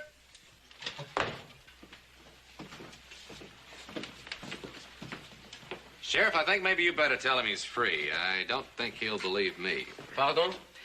Well, you see, Francois, we promised the sheriff that we'd bring you in if you committed a crime, but we didn't promise him that we'd press charges. And if we don't press him, there isn't anything anybody can do to you. Yeah.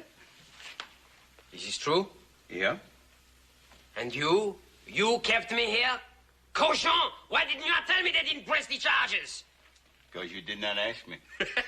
Shall we get back to the game? Yeah.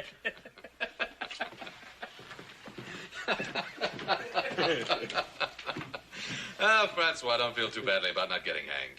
At least you got a chance to write your epic poem. It was you! Now, You were the one... don't jump to any conclusions.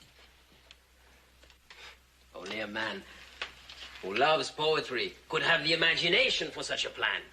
I shall be in your debt for always. Well, maybe it was kind of a dirty trick, but I hope you learned something of a lesson. A lesson? What greater lesson can a man have than to be saved from the hangman? And just think, mes amis, how few are fortunate enough to profit by the experience. C'est bon.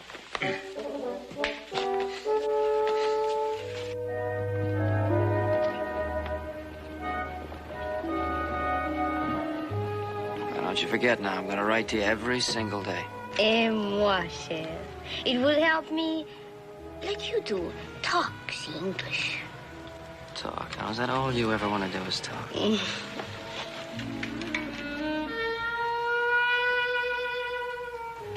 revoir. Merci mille fois for your hospitality. For the cash you've been generous enough to lend me. And above all, for the lesson. I hope it sticks. Oh, mais certainement. Francois. Touché. En gare.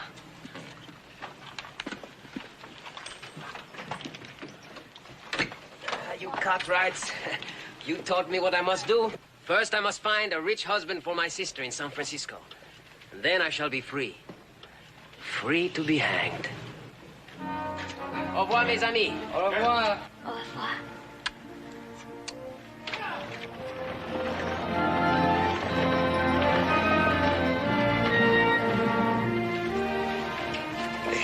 Do you hear what he said, Paul?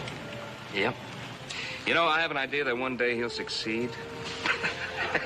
It is fate. Kismet.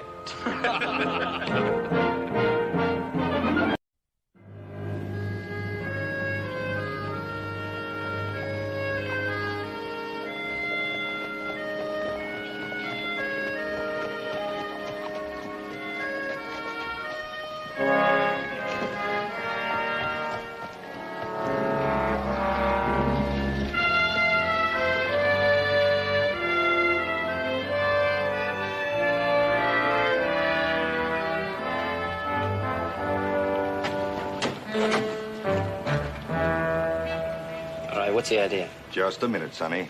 Just a minute? What do you want? Well, Sonny, I want to talk to you about Miss Sylvie Ann. Miss Sylvie Ann is none of your business.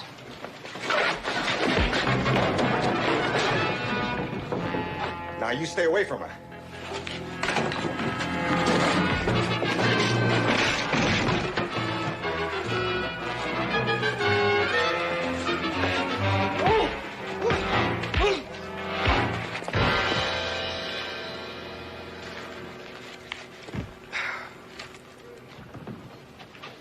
Joe!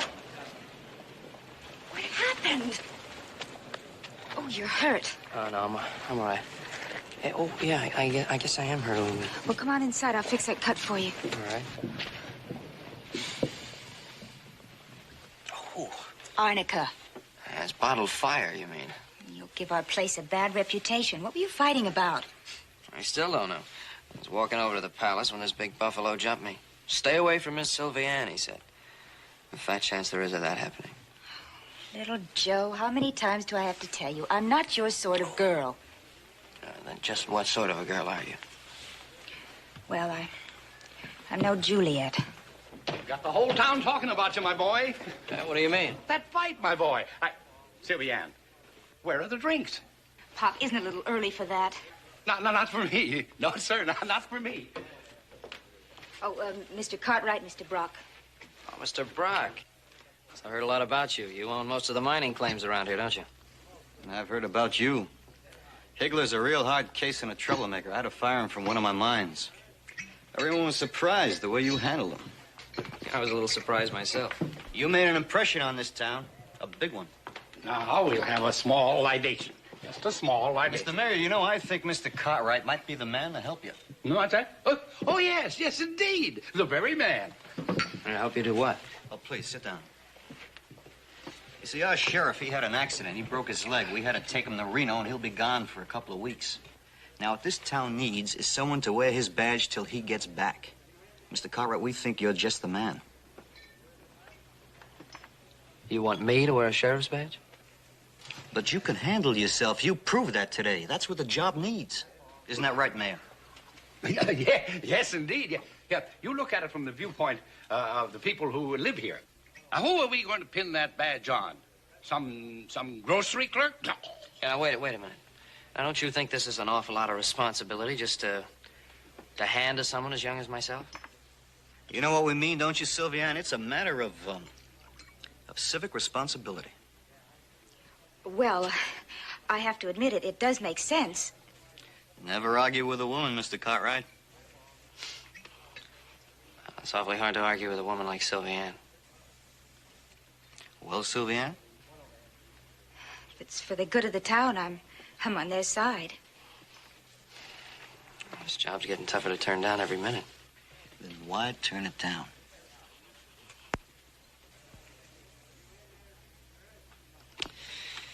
There's something I have to do first. And you're saying you're going to take the job? I'm saying I'll think about it. Well, that's good enough. Capital. Now, I think we should have a little drink on that. I hope you'll see it our way. Gentlemen, I'll let you know by tomorrow morning. I'll see you later. I'll be here.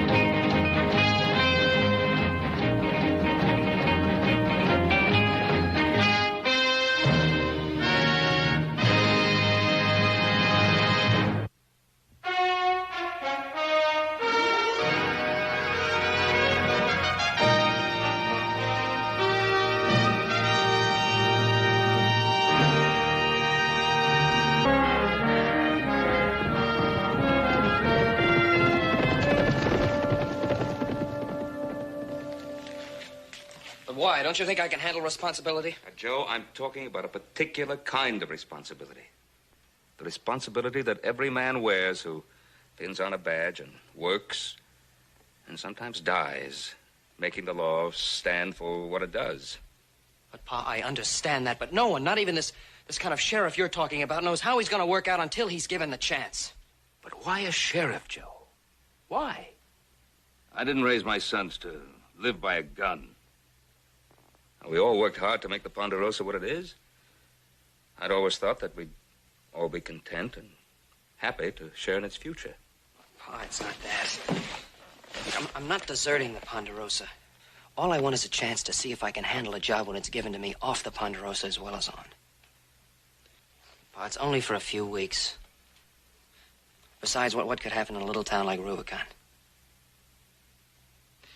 It only takes one man to break the law. Son, I wouldn't be honest with you if I didn't tell you that I don't like this idea. Now, perhaps, well, maybe it'd be better if you tell him to find someone else. you mean find someone that's older, don't you, Pa? Someone who's not the baby of the family, someone who's a grown-up man like Hoss or Adam. Well, I'm tired of being little Joe, Pa. I'm tired of being the little brother. I want a chance to do something by myself. Joseph, I never treated you as a baby. I'm sorry, Pa. It's not you. But it is Hoss and it is Adam. They don't pay any attention to anything I do. Everything I try to do is a big joke to them. Well, I think I can understand how you feel, son.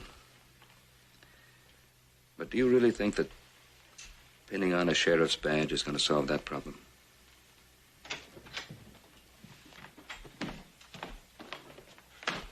Joe, we got all that wood loaded without you. Hey, you're back from Rubicon when the work's all finished. That's pretty good timing.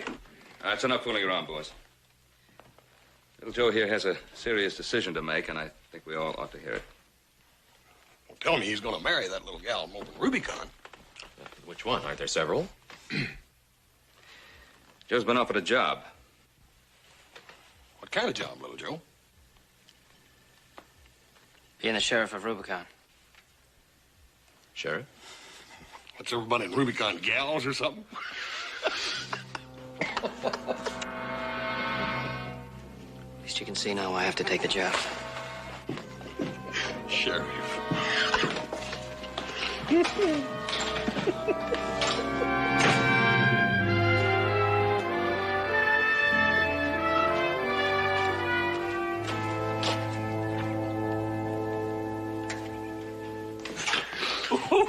Thank you very much, boy. You just forced him into making a decision that I didn't want him to make. Well, you mean he really wants to be a sheriff? Yes, I'm afraid he does. Oh, Pa. Little Joe's just little Joe. Just a kid. Is he, Adam? Or is it that you've been thinking of him for so long as being just a little brother that you've forgotten that he's growing up?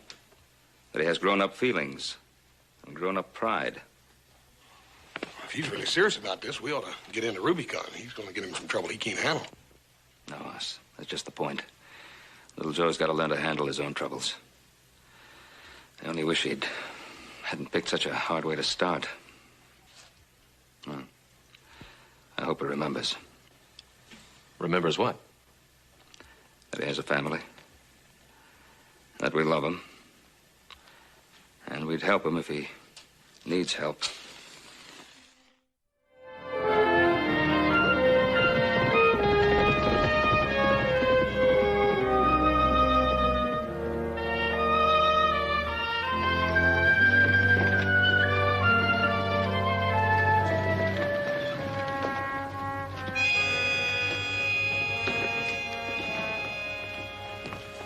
Brock. Well, Mr. Mayor, what is it? He's here. That Cartwright kid. You mean little Joe? Then he who went for it, didn't he? Yes, he went for it. He must sure think a lot of your daughter, Mr. Mayor. I hope she thinks you're worth all this. I'll be glad when the whole thing is over. Come on, you old sot. Fortify yourself with some courage to swear in our new sheriff. Those men you sent for, when will they get here? All in good time, Mr. Mayor. All in good time. And I further swear that I will enforce the laws of this town and my country. To the very best of my ability, so help me God. To the very best of my ability, so help me God. Congratulations and thanks, Sheriff. Well, Mayor? Oh, yes. Congratulations. Is that all there is to it? It's as simple as that, Cartwright. All it takes is a good man. No, I almost forgot. The city charter. The law requires the sheriff to read it. I guess I better learn the laws I'm supposed to enforce. Well, don't go expecting too much excitement in our little town, Sheriff. And if you get tired of reading, you know what a royal palace is. Good luck. Thank you, Mayor.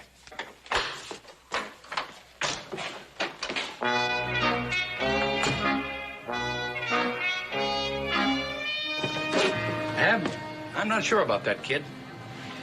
He seemed pretty serious about this thing. You worry too much, George. Well, I have reason to. And the others. Time's getting close, and they're not even here yet. Yes, they are, George. Yes, they are.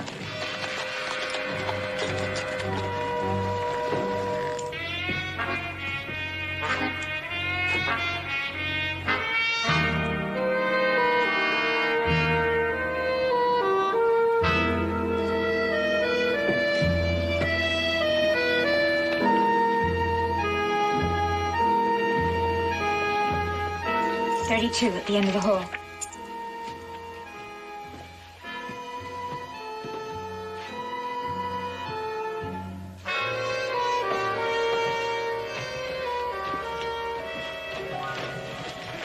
Who are the two undertakers? I don't know. Just some strangers. So, you decided to take the job. That's right. That's getting to see you the hard way, isn't it? Is that the only reason you took the job? No, it's not the only reason. But I think you're a pretty good one. Oh, reminds me, I wrote something down for you.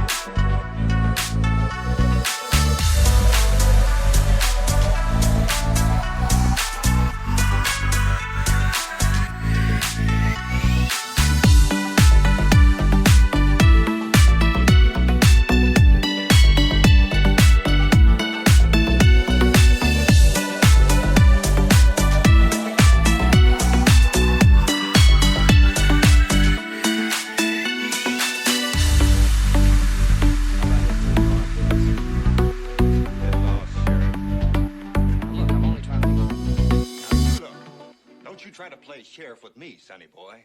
You run along home and play with your toys. Wait a minute, I just tried...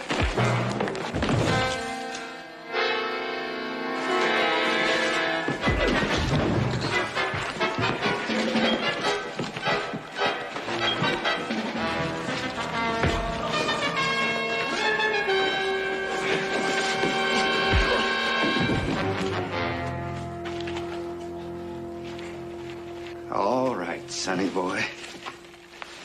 Come try.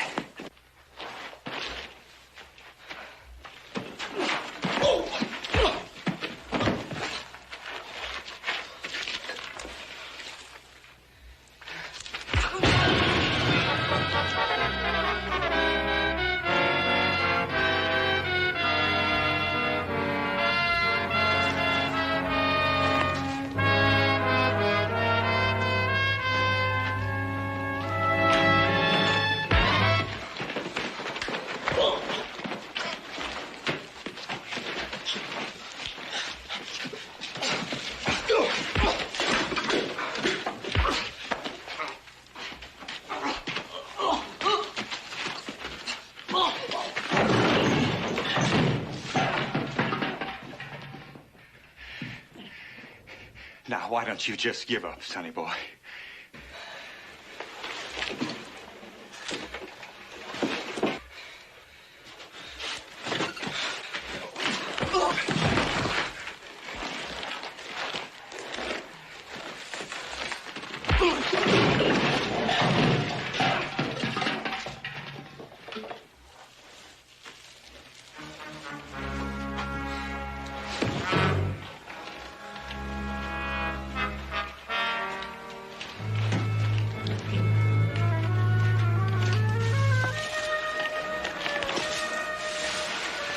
Hold it.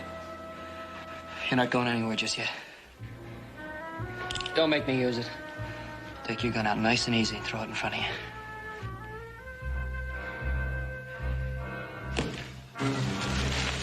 All right, I'm taking you in. Now, what's wrong? You sore because you got a little bit of your own medicine? No, I've been beat up before. I just want to find out why you didn't nail me the first time.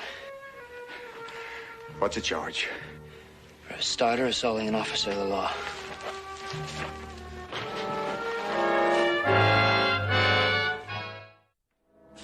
Over by the cell.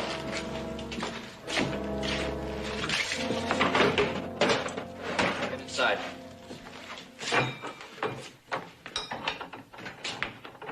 You can't keep me here. I can and I will. You answer some questions. Like what? Like who hired you to lose that fight? Well, now, I can't answer a question like that. You're gonna have to if you want to get out of that cell. You know, I never met the man I couldn't whip. With ease.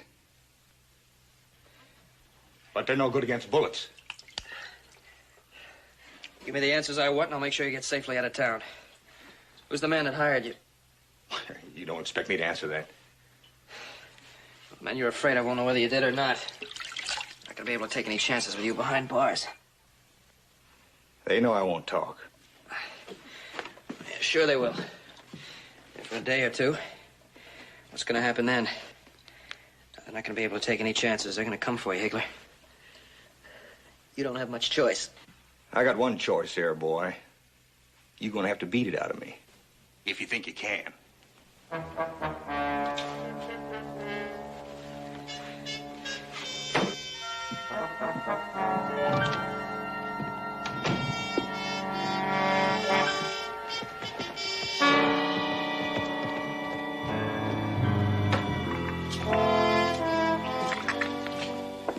Joe, I heard about it. Oh, look at your face. All right, never mind that. Let's talk. Yesterday, I was a big man. I whipped the town bully and didn't even mess my hair. Today, I couldn't have whipped Higgler with one hand tied behind his back. And you know what that means? No, I don't. It means this whole thing was a setup, and I walked into it like a fool kid. Oh, Joe, don't say that. Why not? It's the truth, isn't it? And you're in on it, too, aren't you, Sylvie Ann? Weren't you? No. Joe, believe me, I don't know anything about this. You and Brock talked me into taking this job.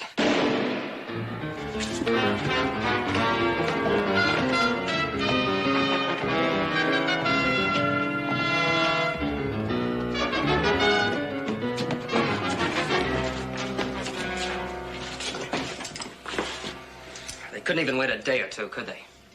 Joe, maybe you shouldn't have taken this job. All right, move on. The excitement's over. Now, what do you know about this? What's gonna happen? I don't know what's going to happen. I just don't want you to get caught in it. An hour ago, you were tickled pink I took this job. All right, I changed my mind. Now take off that tin badge and quit trying to play grown-up. You're just a kid. Can't you understand that? There are some things you just can't do. Thanks, now you sound like my family. Then go home, Joe, where you belong. Whatever is wrong here is not your concern. This badge makes it my concern. This town gave me a job. I'm going to finish it. And what'll you do the next time you run into another higgler? Read him some poetry? Something out of Romeo and Juliet?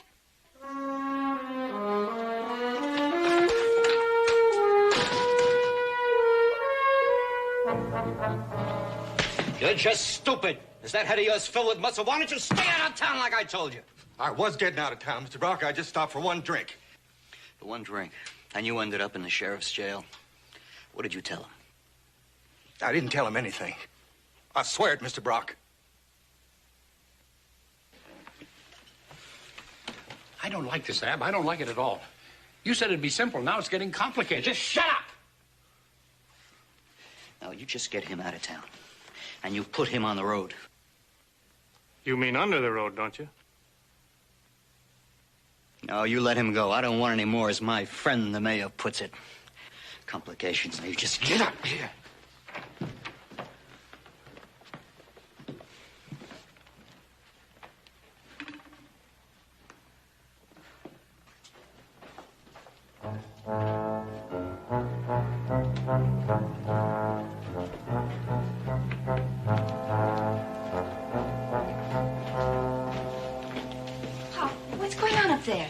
Nothing, my dear.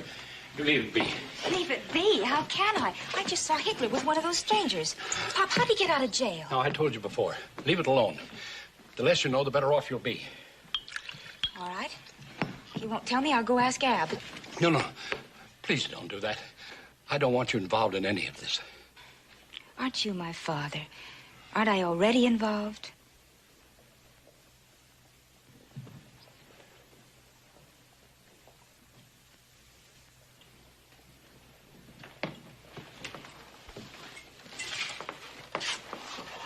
You looking for something, Mayor? Oh, Sheriff. Just in time for a little drink. No, thanks. No drink. I just have some questions that need answers. Answers? Answers? They're all in the city charter, my boy. No, not these answers, Mayor. I didn't bother to write these down, but I think you could give me a few. Well, let's not just stand here like ordinary citizens. After all, we're city officials. Let's go over there in the alcove and have a little talk. Hmm? That's just what I want to have, Mayor. A little talk.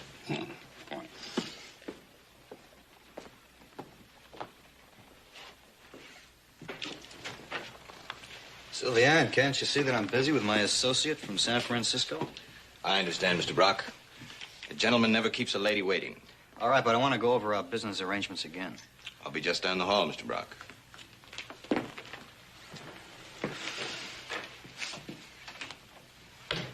All right, what is it that can't wait? Ab, what's going on? Who are these men? What do they want here? I haven't got time to answer a lot of silly questions. Well, Joe Cartwright is asking me questions, and they're questions I can't answer. He wants to know about Higgler and about how he got to be sheriff. What'd you tell him? What could I tell him? I don't know. That's right. And what you don't know, you don't worry about. But Joe's right. You did set Higgler up for him, didn't you? I just saw him now in the lobby with one of those undertakers. All I did was send him out of town. You really enjoy looking for trouble, don't you? Tomorrow, everything out there can belong to me. But there's one man who can ruin it. He's coming to Rubicon tomorrow on the stage. Is that the man that's going to buy the options on your mining claims? He knows me from somewhere else. Under a different name and a different reputation. Ab, I don't know what you're talking about. The minute he steps off that stage, there's going to be an accident. Why? Because he can blow my scheme sky high the minute he sees me. I didn't even know he was with that mining syndicate till they telegraphed me. He's got to die. But that's murder. Of course it's murder. Men murder other men every day in the week for small, petty reasons. Well, this is going to be for a big reason. For us and our future. But Ab, I don't want it that way. I won't let you do it. What are you going to do, go to the authorities? To your father, the mayor, or maybe to our new young sheriff? Listen, he may be young, but he believes in that badge. When he lifts one little finger, he's gonna be our young but dead sheriff. No, Ab, please. Sylvie Ann, you've waited 5 long years, same as me. But I don't want it like this, not this way. What do you want? You want that cheap bar downstairs? You want to be stuck in this town the rest of your life? Now, listen to me. It is all arranged and paid for. No connection with me at all. It's gonna look like a robbery attempt on that stage that failed. Oh, that's why you sent for those 2 men. I knew it. I smell death on them. Everywhere they go, they reek of it. That's right. That's their job. Honey, I thought you loved me. I do love you. Then trust me, Sylvie Ann. You won't regret it. And what about little Joe? He's only a boy, Ab. Well, you just keep him occupied till after that stage comes in. Nothing's gonna happen to him. That's several hours. Yeah, I guess it is. Ab, please tell me you love me. You know I love you. Don't you ever forget it.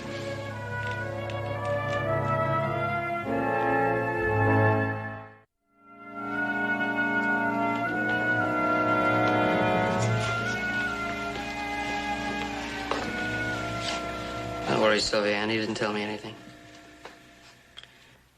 Oh, he escapes pretty fast in that bottle. So that leaves you. Yes, I guess it does. Do you want to ask me any more questions? For a starter, where's Brock?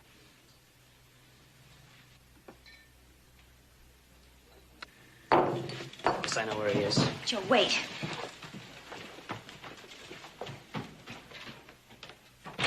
Brock! Brock!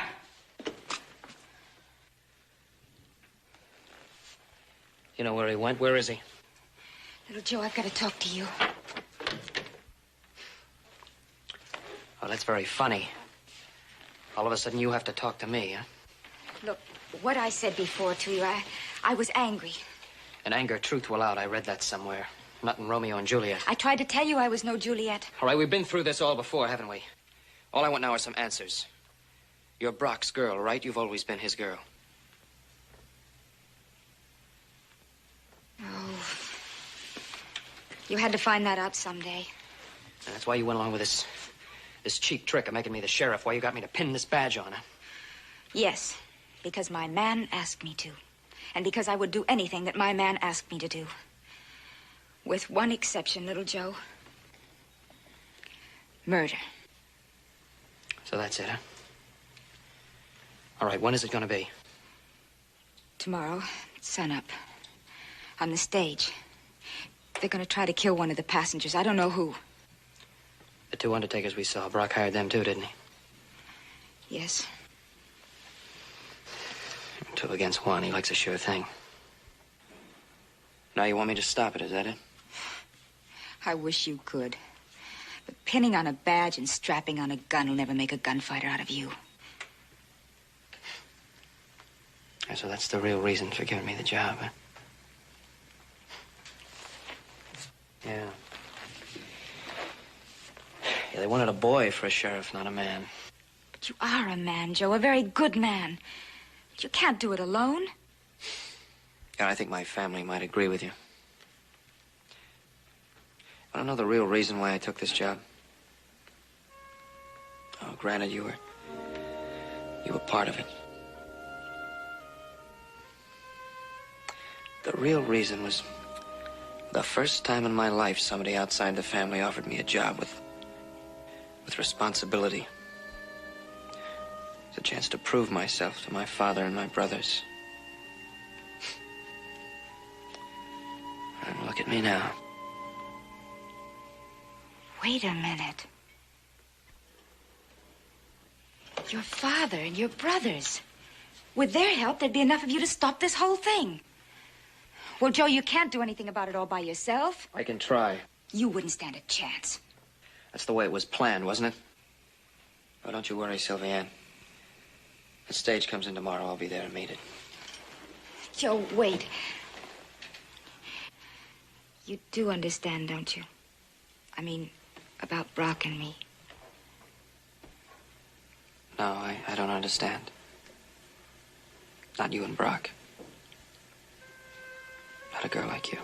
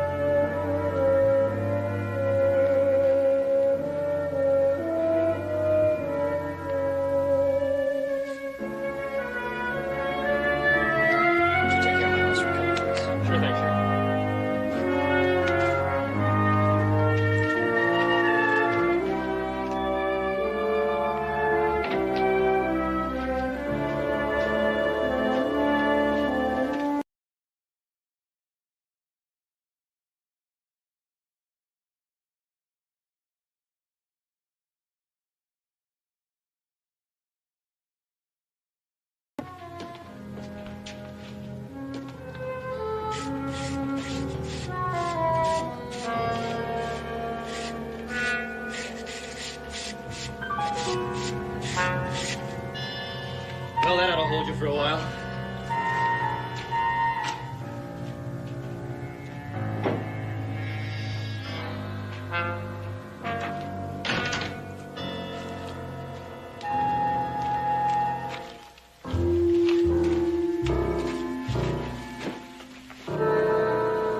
And she wouldn't tell me where she was going.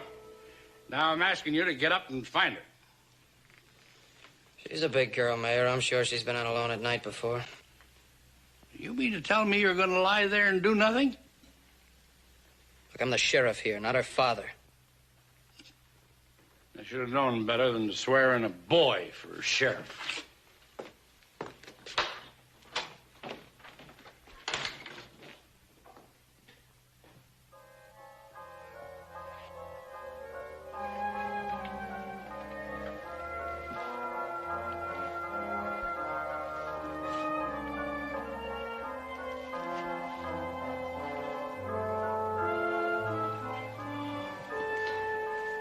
They wanted a boy. All right, I'll give them one. You think somebody stole your horse? Well, no, I didn't say they stole my horse. I just said it disappeared out of the barn. Well, I'm sorry to hear that, Sheriff. Maybe the mayor Hey, look, here and I... Mr. Brock, that's what I wanted to talk to you about, Mr. Brock. About my being sheriff. What do you want to talk about? Well, see, in the beginning, the whole idea about being sheriff and everything, well, see, that all appealed to me. I don't know. I think I'm too young or something. I think it's too big a job for me. All right, we're satisfied with the job you're doing. You're doing just fine. Isn't that right, Mayor? You sure? Fine. Hey, but am I really, Mr. Brock? Now look, first thing, I arrest that bully Hagler, and then I lose him. Earlier this evening, I'm talking to Sylvie Ann. Now she's disappeared. And to top it all off, I can't even find my horse. Well, it's just that you're kind of new at the job. You haven't had much experience sheriffing, but you'll get better as you go on. I just don't think so. Sure you will. There's only one thing, though. What's that? Well, it's Sylvie Ann. I think you should go look for her. Yeah, but how can I? I don't even know where she went. Well, the mayor's kind of worried about her. Would you look for her, Sheriff? Without a horse? Listen, Cartwright, I happen to own a livery stable here, and it's just full of horses. If they haven't all been stolen by now, you can have your pick. Hey, thanks, Mr. Brock. Hey, yeah, I'll get started in the morning. Oh, in the morning? Well, that's hours from now. You better start at once, Sheriff. In the dark? Well, I think it gets light about 5 o'clock. You should find your way around by then. 5 o'clock. Yeah, well, I better get my stuff together. Your stuff? Oh, yeah, my guns, My handcuffs. Oh, of course. My warrants. Well, good luck, Sheriff. Okay, well, thanks, Mr. Braca. I'm going to make it all up to you. That kid couldn't find a needle in a pincushion. I tell you, Brock. All right, Mayor, all right. I just want him out of town. He's liable to get himself killed hanging around here. And I want this clean, and I want it simple. What about Sylvie Ann? Where's she gone? Will you get a hold on yourself? She's a woman, isn't she? She's worried about this business. She doesn't want to see it happen. She'll be back when it's all over. Everything's getting all mixed up. Maybe we could call it off, huh? We can't call it off. Do you understand that? And stop worrying about Sylvie Ann. I told you she'll be back. She loves me.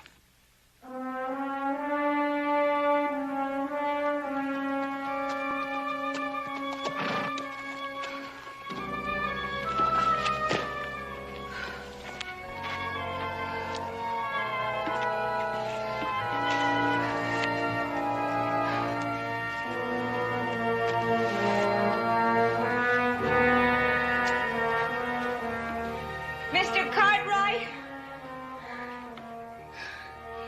Mr. Cartwright!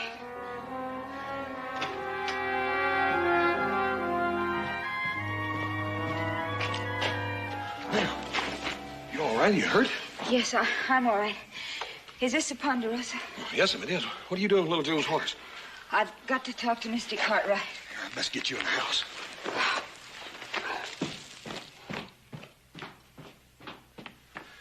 Paul!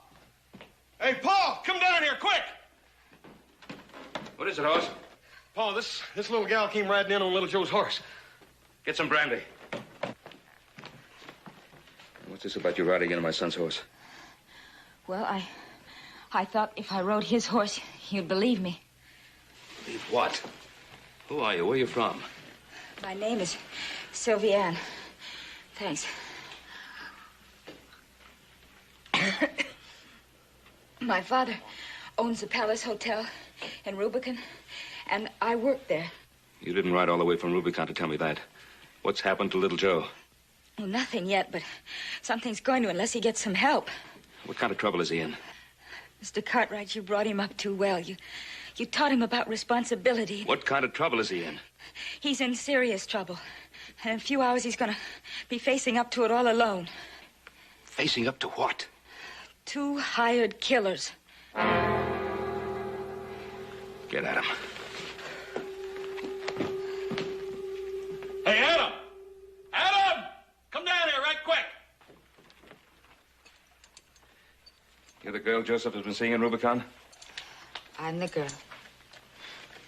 Not quite the right kind of girl for him, am I, Mr. Cartwright? You're a pretty girl, Sylviane. The important thing is to get help to Joseph right now. Doesn't everybody ever go to bed around here? Oh, why didn't you say we had company? It's Joe. He's in trouble in Rubicon. Saddle up the horses. It's a long ride. Will you be able to ride with us? I can try.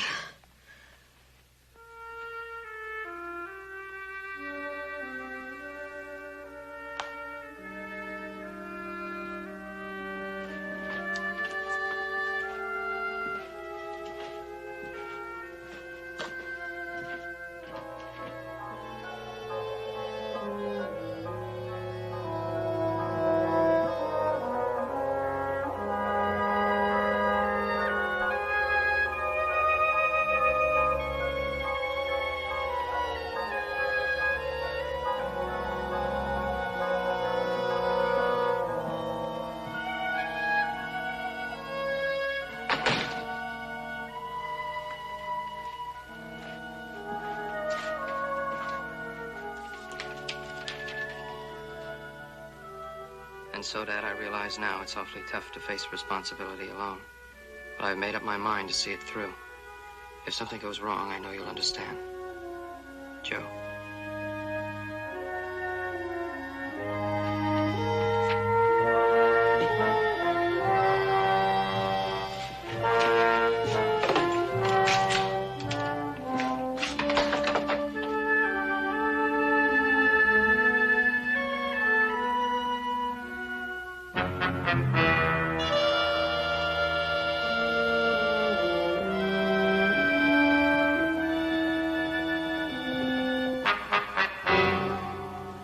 Gentlemen, it worked like a charm. The rest is up to you. That's what we've been paid for, isn't it? Now remember, it's the man I shake hands with.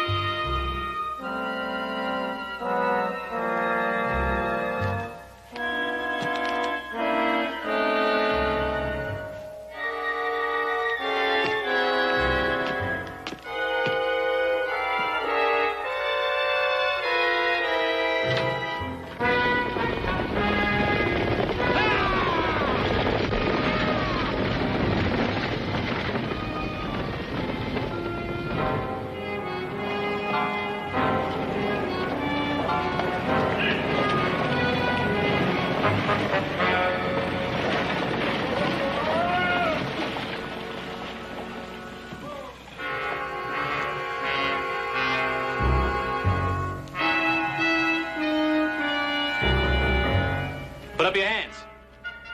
Throw down that shotgun. All right, everybody out.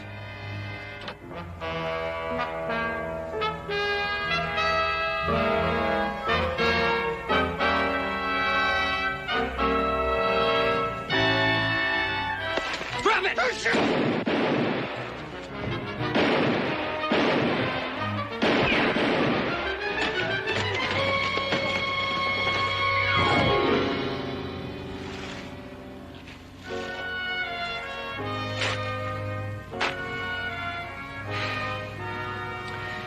Somebody get a doctor.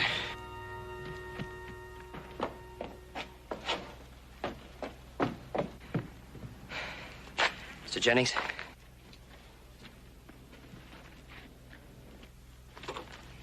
You know this man? His name is Brock.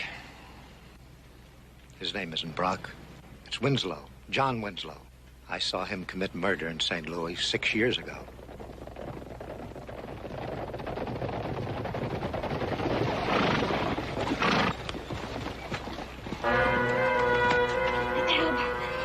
Ab, I tried to stop it for your sake.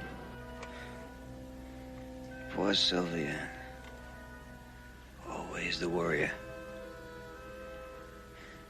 Looks like you're 6 years too late. I don't understand. Jennings can tell you. That's why I was meeting you. To wipe you and that memory out of the world. The world that was almost mine. Take it easy. I've sent for a doctor.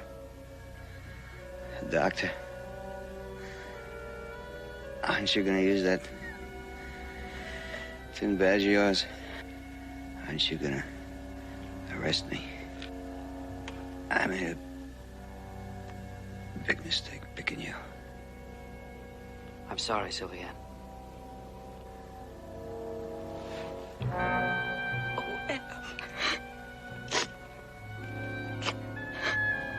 Come along, my dear.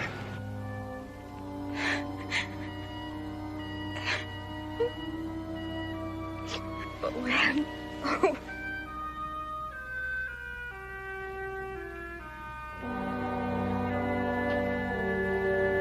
Tough job, son. It was a lot tougher than I thought it would be. Well, I didn't think you'd mind if we came to pay you a visit. Thanks. It gets a little lonely in a strange town. Looks like you did a real good job, little brother. You coming home with us? As soon as the regular sheriff gets back. Want us to hang around?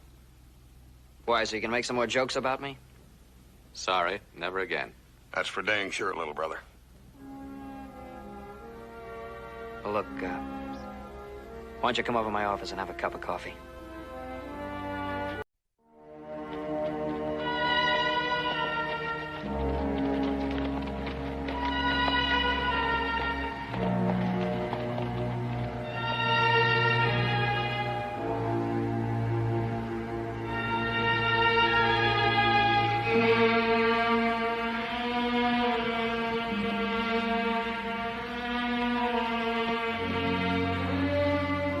Must be his wife.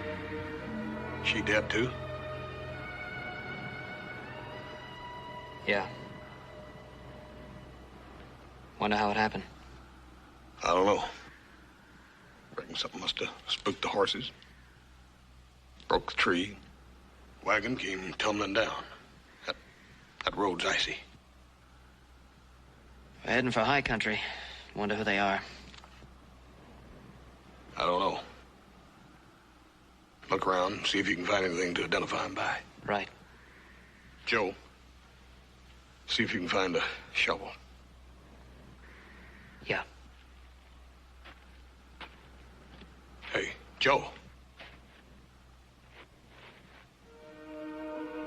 What is it? It's a kid's little toy bear. Maybe we better have a look around. Hey, Joe.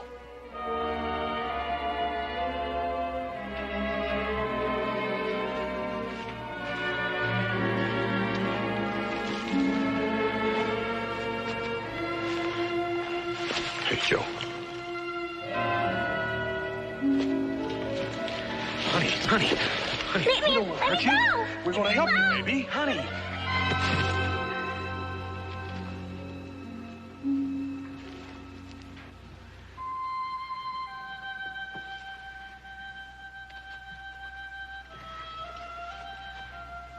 Oh, she's blind.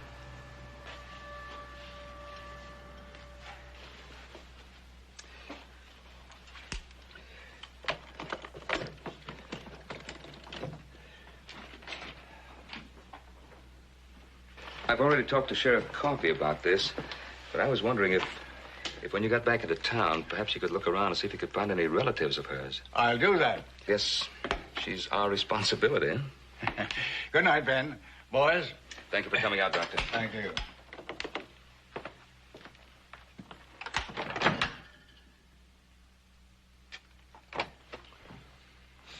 Little gal has a lot of spunk, Paul. She fought like a wildcat this afternoon. They grabbed hold of her. What do we do now, Pop? That's a good question. I don't know how to take care of a little girl, particularly one who's... It isn't going to be easy.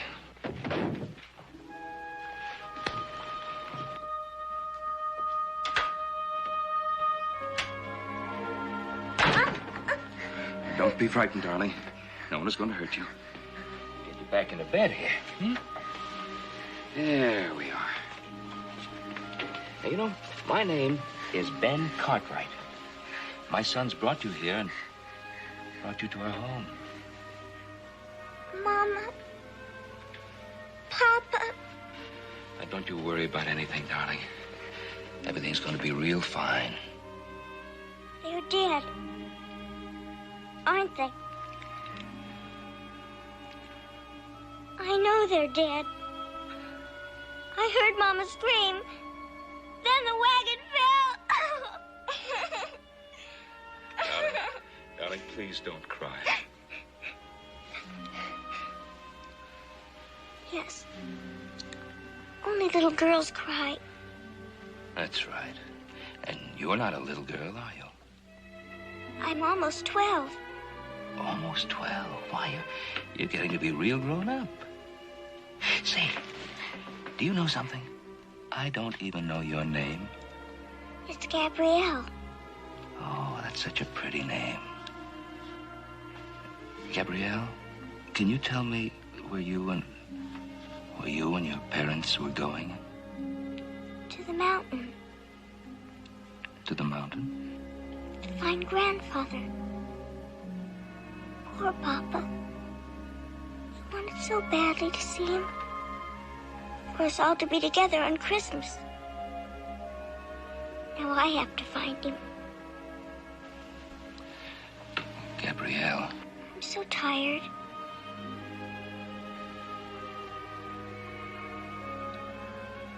Is it night out?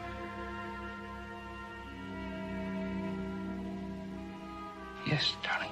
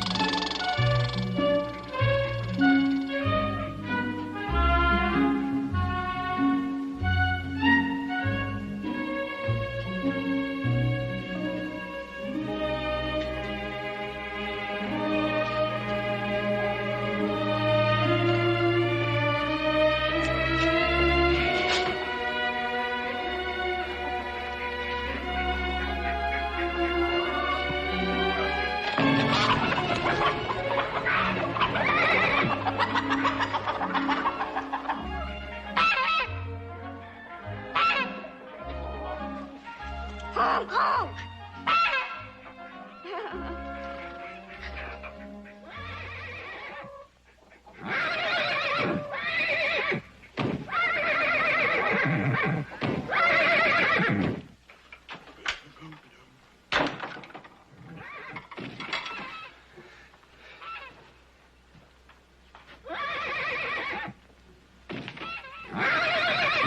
Hey, look out! Hey, look out! Look out, buddy! Be careful!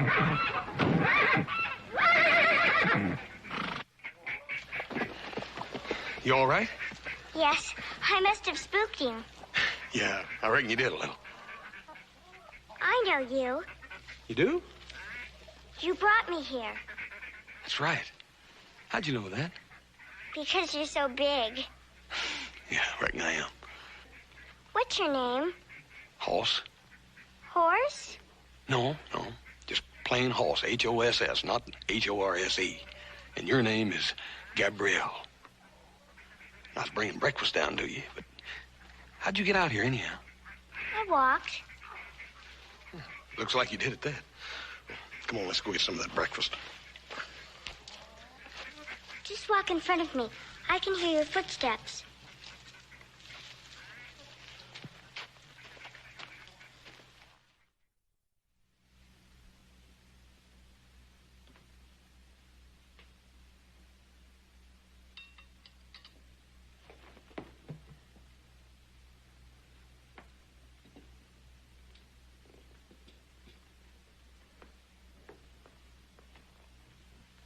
Feeling better? Why is everybody standing around?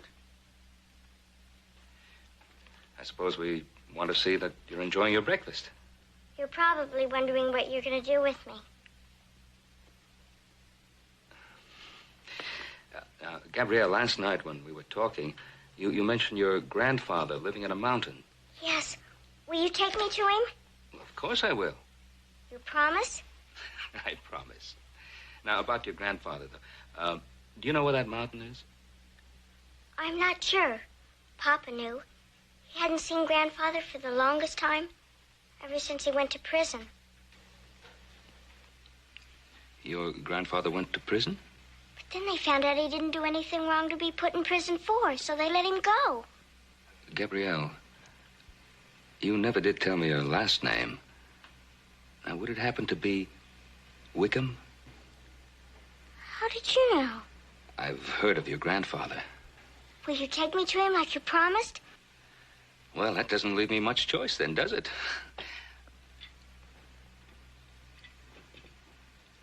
Hop Sing, why don't you take Gabrielle into the kitchen and give her one of those plum cakes that you've been making? Joe, she don't need no help. She likes to follow. Hop Sing, just walk along in front of her. She don't like to hang on.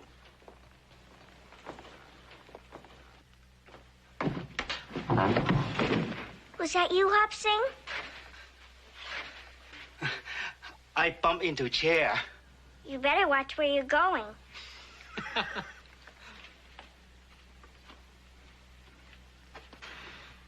So her grandfather's that old hermit up on Mount Davidson, huh? Yeah, I'm afraid so. What's this about prison, Paul? Well, you were just a boy at the time. Joe wasn't even born yet. Now, they put him away in the Yuma Territorial Prison for murder. How'd he get out? Well, he spent about 21 years in that hole of human misery. And then they found out he wasn't guilty. Boy, I ought to come out of there with blood in my eye. No wonder he hates everybody.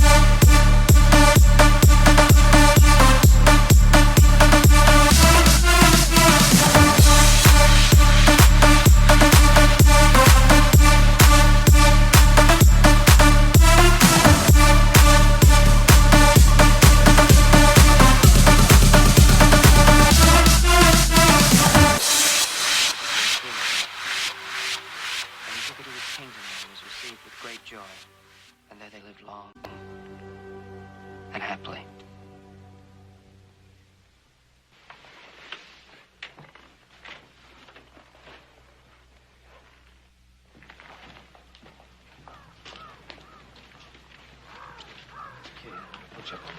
Okay, up you go. Now, you hang on tight, Gabrielle. Thank you, Mr. Cartwright and Adam. And don't worry, we'll find Grandfather. You'll see.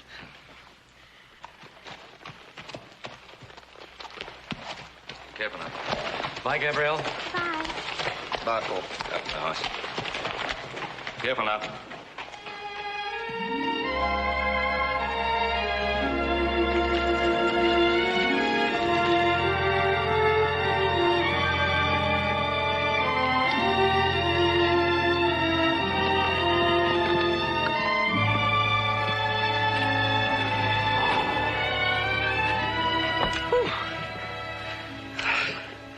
You sure this is the only way up there? The only way, little brother. I told you the last 2 miles are foot. The old man don't like company. Yeah, well, it's not that I don't trust you as a guide, but I think I'm gonna have a look around. Well, don't be long.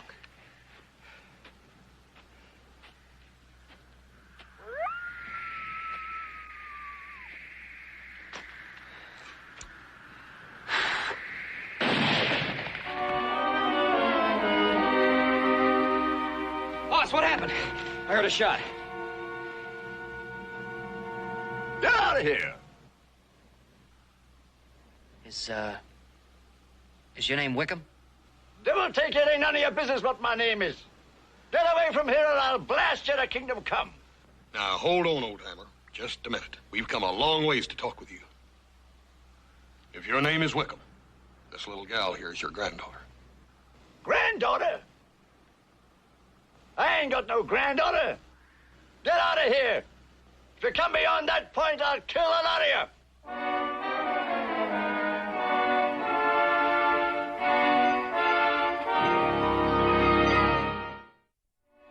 We did all we could, Pa. He just didn't want to have anything to do with us or with Gabrielle.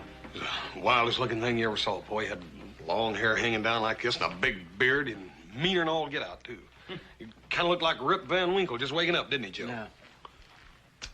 What about her? What did she say? Well, she got pretty angry at us, and we wouldn't let her go over and talk to him. She's kind of quiet all the way home. Excuse me.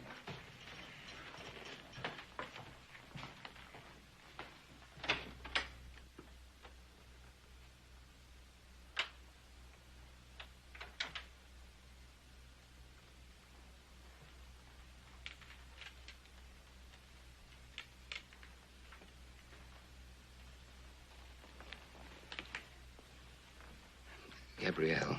Why did he say I wasn't his granddaughter? Why? Didn't he want me, Mr. Cartwright? Well, you mustn't think of it that way, darling. It isn't that he didn't want you. You see, he's been living a strange kind of life. Hoss and little Joe should have let me talk to him. Well, I don't know how much good that would have done. But I'm his granddaughter. He should love me. Even if he doesn't love anybody else. Yes, darling, that's true. But you know, you can't make someone love you if they don't want to. You're grown up now, Gabrielle. You have to understand that. Now, you just lean back and have a nice rest. You've had a long trip. How is she? Yeah, she's hurt. There's one thing, though, about her. She has an amazing amount of fortitude. Yeah, what do we do now? I really don't know. Paul, you figuring on keeping her here? Oh, she's an 11-year-old girl. She's blind. Hey, look, Pa, we could do it. Sure we could, Paul. I'll keep an eye on her. I will, too. We can't just throw her out. You said we accepted the responsibility. Well, I'm glad to hear that's the way you feel, but we're not equipped for it. She needs a home, the right kind of home, and a place where she can be taken care of properly. Yeah, but where are you going to find that? Paul, there ain't an orphan's home nowhere around here. Oh, there's got to be somebody who would take her in, give her the proper care and the kind of love her own parents gave her, maybe even adopt her legally. How about the Pastors? The livery stable owner? We've known them for a long time. They're marvelous people. And they have a boy about a year or two older than she is. Mm-hmm. Didn't they have a daughter once, too? Yeah, and that's just it. They lost her when she was just a little baby, typhoid. I think the Pastors would be very happy to take Gabrielle into their home. I'm going to get her some milk and cookies. That's the story, Drew. A little girl, all alone. Nowhere to go. Nowhere to go? Ben Cartwright, you bring that child right here. You've known us long enough, Ben. You should have brought her with you. Well, Everett, there's one thing I didn't tell you. Gabrielle is blind. Blind? Oh, poor child. That's why I didn't bring her along with me. I thought I'd better tell you all about her so you'd have a little time to think it over. Ben, there's nothing to think over. She's all alone, isn't she? Well, no, not exactly alone. She has a grandfather. Maybe you've heard of him. Zachariah Wickham. Wickham. You mean that wild hermit up on Mount Davidson? Yeah, that wild hermit up on Mount Davidson. You know, Hoss and little Joe took the little girl up there, thinking that maybe the sight of her would have some effect on him. You know, make him change his way of living so that he could take care of his own granddaughter. Didn't change him one bit. Ben, you weren't thinking of leaving the child with that man. Why, I heard that he just shoots at anybody or anything that comes up there. Well, that's true, but he is her grandfather, and she has no one else. She has us. Now, you go right back to the Ponderosa and bring that child here, and I don't want to hear another word. Well, Drew, if you're sure now. I've never been sure of anything in my life. Well, I've got a million things to do before she gets here. Come on, Jeremy. Don't just sit there, boy. Now, you go out and get the extra linen out and open the window in the back room. You see? Ben, we're just what that girl needs. And, well, she's just what we need. Now, get along with you and bring her back. Now, Gabrielle, you'll have a lovely home there. I don't want to go there. Well, you'd have everything you could possibly want. The pastors are wonderful people, and they'd be so happy with them there. But I want to be with my grandfather. Gabrielle, your grandfather wouldn't be able to take care of you any more than we could.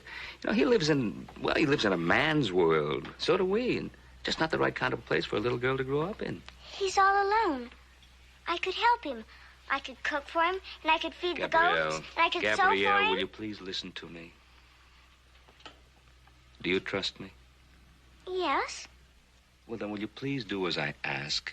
Give the pastors a chance. They'll be very good to you, and, well, try it for a while. For how long? Well, until Christmas. Is that fair enough? Yes. Good. And we'll come and visit you most every day, and we'll be together at Christmas time. And how would you like to have the most wonderful Christmas party that's ever been given in the Ponderosa, in your honor? Now, wouldn't that be a wonderful party? Yes. If only Grandpa could be there, too.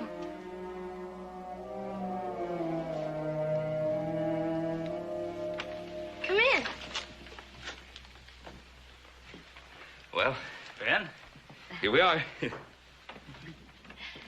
I'm Mrs. Pastor, Gabrielle. I'm so glad you're here. This is going to be your home now for just as long as you wish.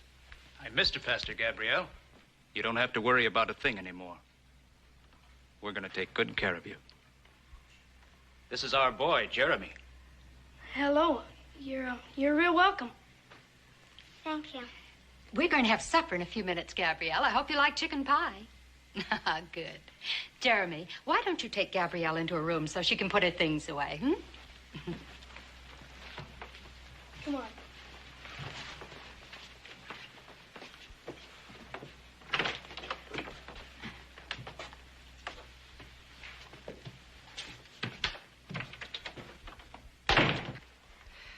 Well, she's a little shy right now, but, she'll feel right at home very soon, I know. I'm sure she will.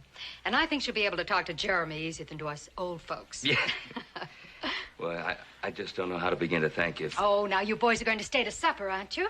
Well, yes, ma'am, we'd be happy to, Miss Pastor, if you think you got enough of that chicken pie left. Well, of course I do, Hoss. I knew you were going to be here, didn't I? Smells awful good. May I have your coat? Yeah. It ain't much, but it's clean. Mom made me scrub the floor twice. I'm sorry you had to go to all that trouble. Oh, it wasn't too much trouble. You want me to put that stuff in a drawer? I can do it. I don't mind. All right. I guess you'll be going to school with me, huh? The kids are real nice. You'll like them. And Mr. Hanley, he's an old bear. Well, I've never been to school. Never been to school? How'd you ever manage that? Oh. I'm sorry, Gabrielle. You don't have to be. Have you been blind long? All my life. But I don't mind. You don't miss something you've never had.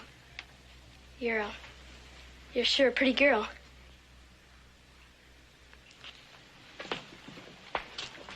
Gabrielle, we'll drop by and see you a couple of times a week just to see how you're getting on. I just know you're going to be very happy here. Don't you forget that Christmas party. It's going to be a real fancy shindig. It sure is. We'll have a good time. Thank you very much for a very, very nice supper. And thank you. Thank you. Night. Bye. Bye. Bye.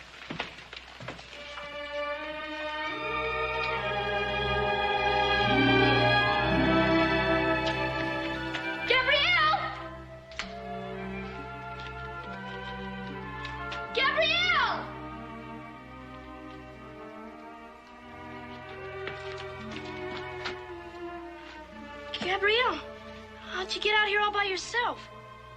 I walked. Don't you think I can walk? I was worried about you.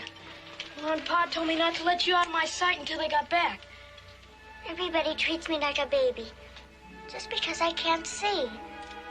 That's why I want to go live with my grandfather. Why are you always talking about going to live with him? Because he needs me. I want somebody to need me, instead of it always being the other way around. Well, you wouldn't like living with him. I've heard about him. He sounds terrible. He isn't terrible. Sure he is. He's just an old hermit with a dirty beard. Hey, what'd you do that for? He isn't just an old hermit with a dirty beard. And I can prove it to you. How could you do that? You just take me up to the mountain. I'll show you. Oh, I couldn't do that. You're scared. I ain't either. It ain't that. Yes, it is. You're scared of an old hermit. That's all you are. Just plain scared. I'll show you who's scared.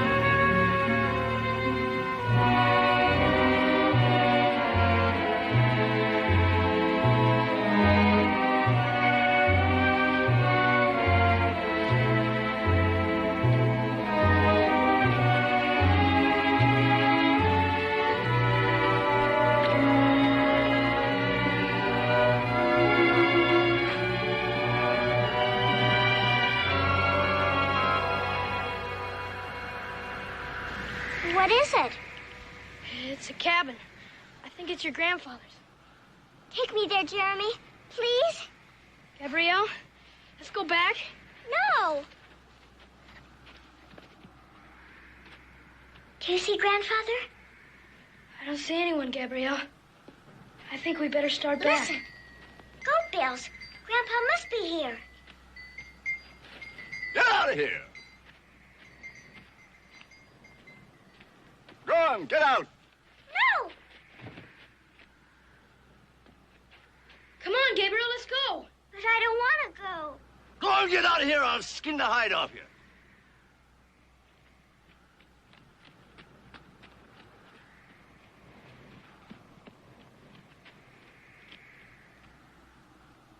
Ain't you got ears? I told you to get out of here.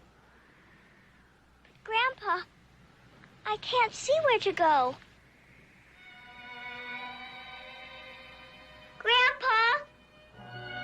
Well, you can stay here and freeze for all I care. Grandpa!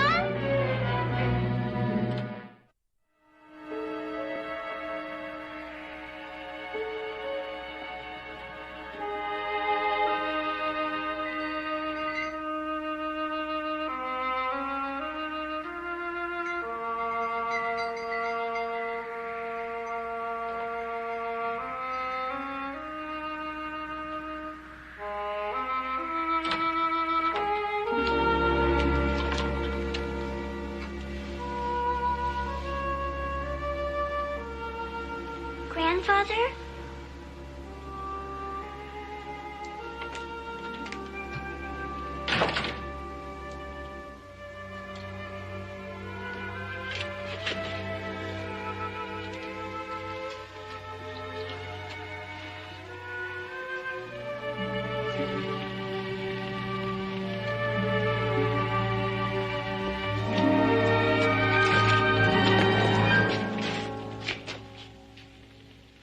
Is that you, Grandfather?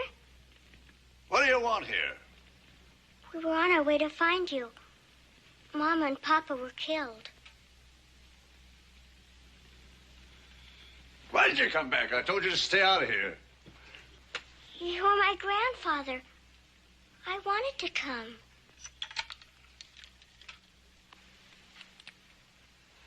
Grandpa, it's so soft.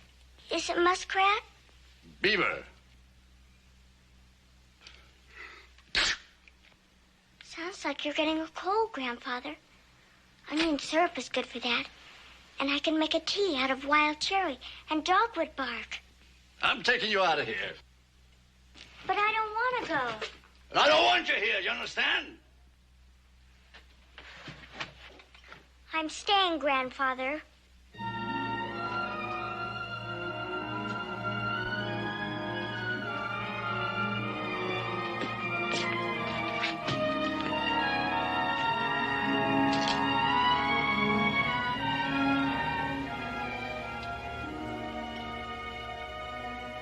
Your shirt has a hole in it. You see, Grandfather? You need me.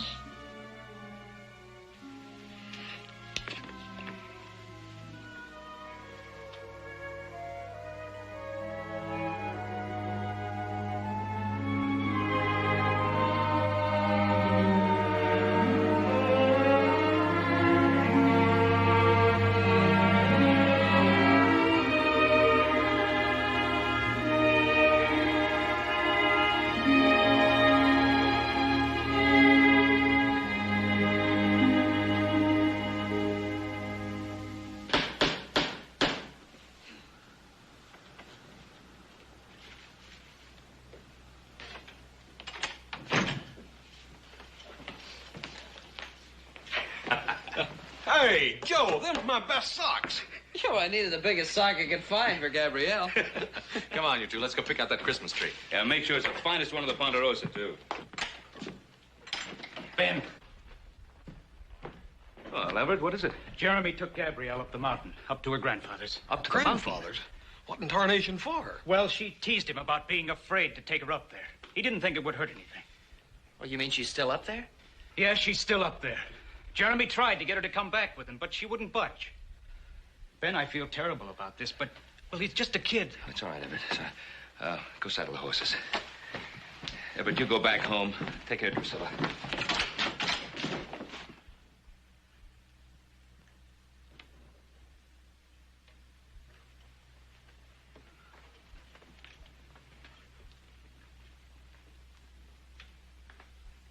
Look, Grandpa, I mended your shirt.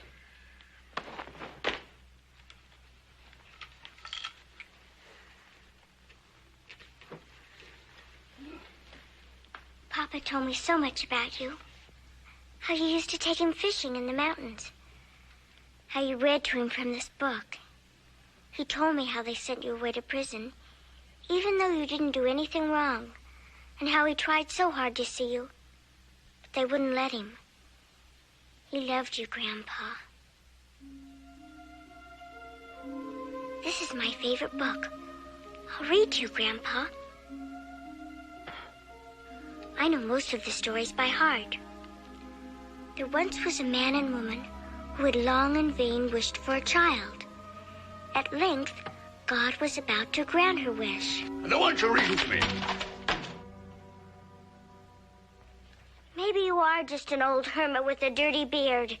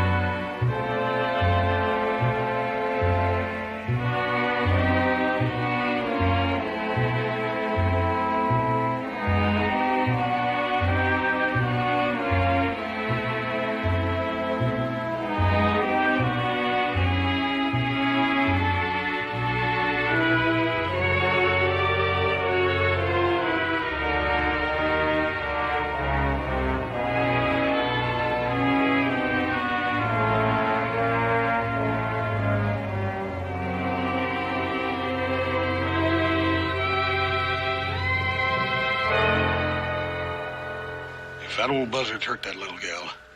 Easy now.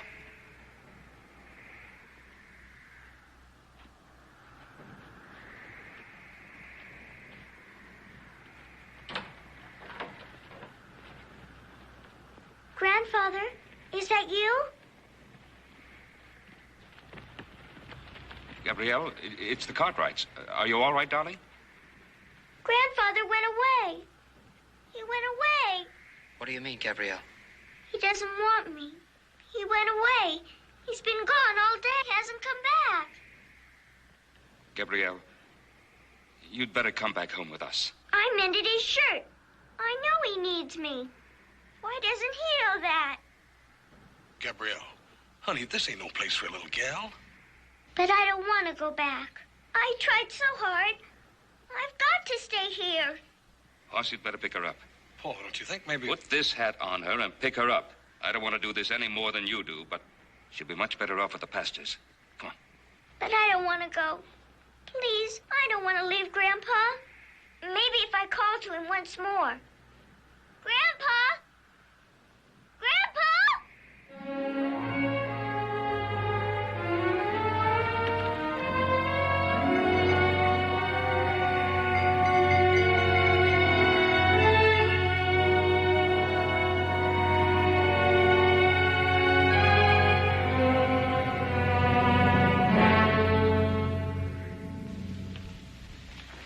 Jeremy.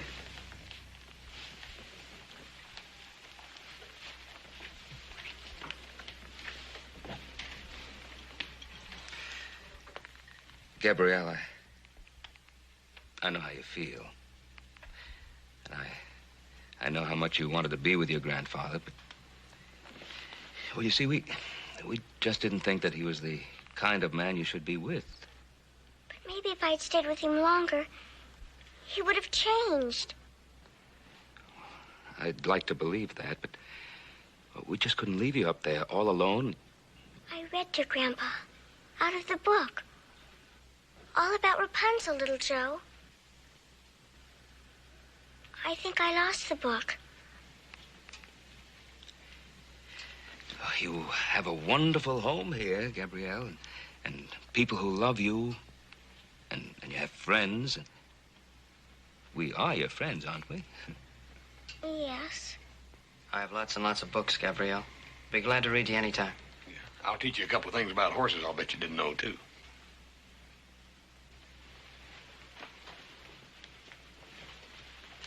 Gabrielle, you can have a wonderful life with us if you'll just give us a chance. You can have anything you want. I just want to be needed, Mrs. Pastor.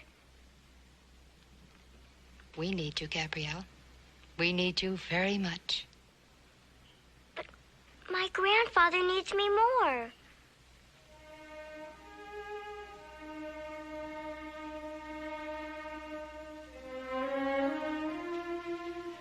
Now, you promised me that you give the pastors a fair try until Christmas, remember? Now, tomorrow night we're going to have the biggest Christmas party the Ponderosa's ever had. And I want you to take that scowl off your face so you can enjoy it, do you hear me? Come on now. How about a little smile, huh? Come on.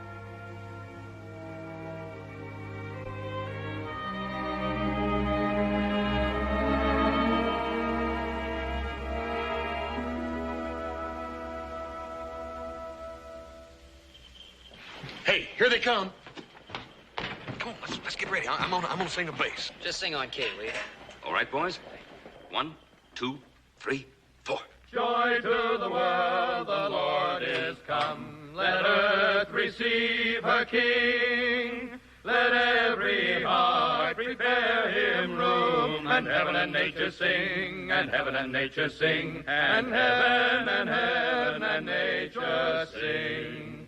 Joy to the world, the Savior reigns. Let men their songs employ, while fields and floods, rocks, hills, and plains repeat the sounding joy, repeat the sounding joy, repeat, repeat the sounding joy.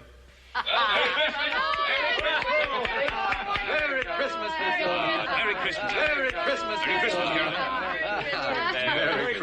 Come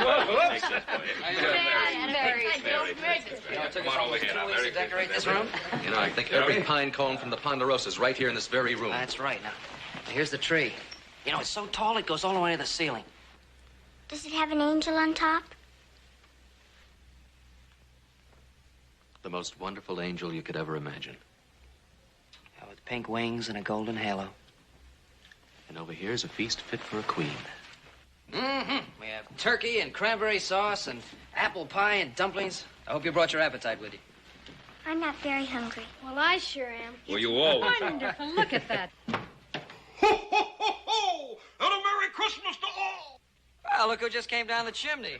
Somebody came special to wish you Merry Christmas. Who is it? St. Nicholas himself. Ho, ho, ho, ho, ho! And what would this sweet little girl like for old Santa to bring her for Christmas, huh? Ho, ho, ho, ho! I know who it is. It's Hoss. Hoss? I don't know no horse. I'm Santa Claus. You can't fool me, Hoss.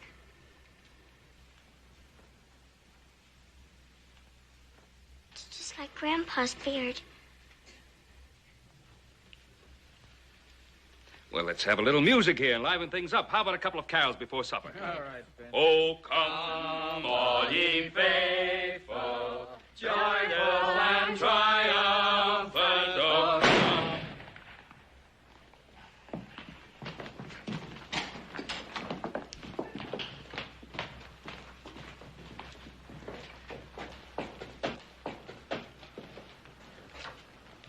Welcome to the Ponderosa, Zechariah.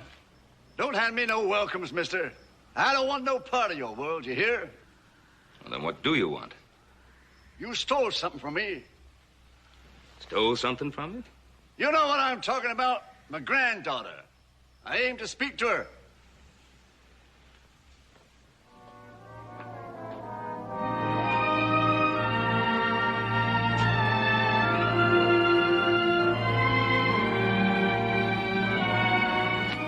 Grandfather?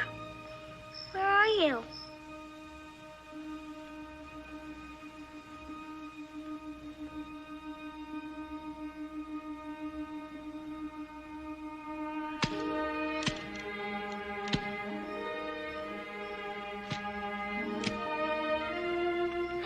Grandpa, I'm so glad you came.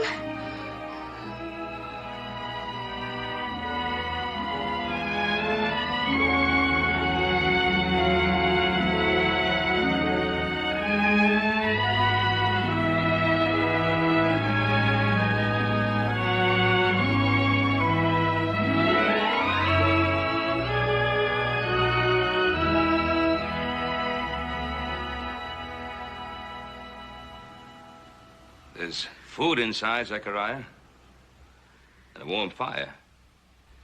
We'd be mighty pleased. Gabrielle would be, too, if you came in and joined us. Please, Grandpa. Please come in. That ain't no place for me, child. My home's up on the mountain in the wind and the snow.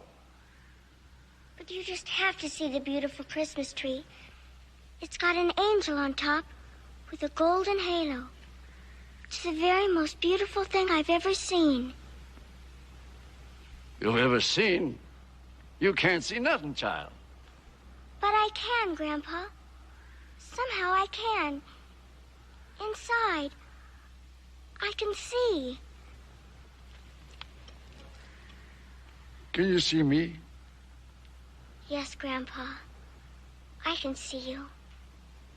And I love you, Grandpa, very much.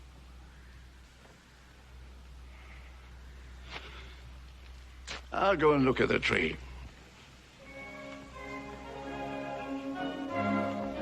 Maybe stay for a little while? I'll stay with you a little while, Mr. Cartwright.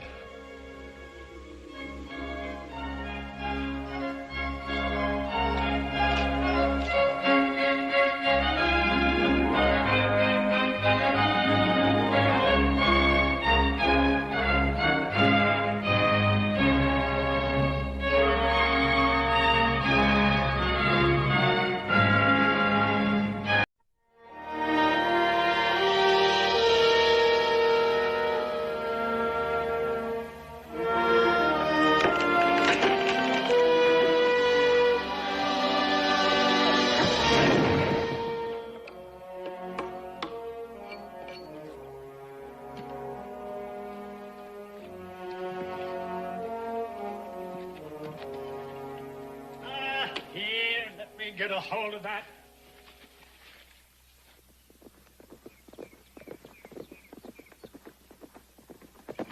Shove your end over in the line.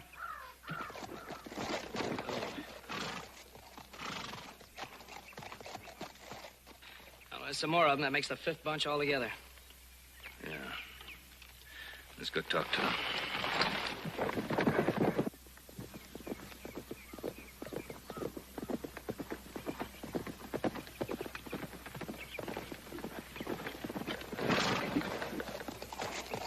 You wait here.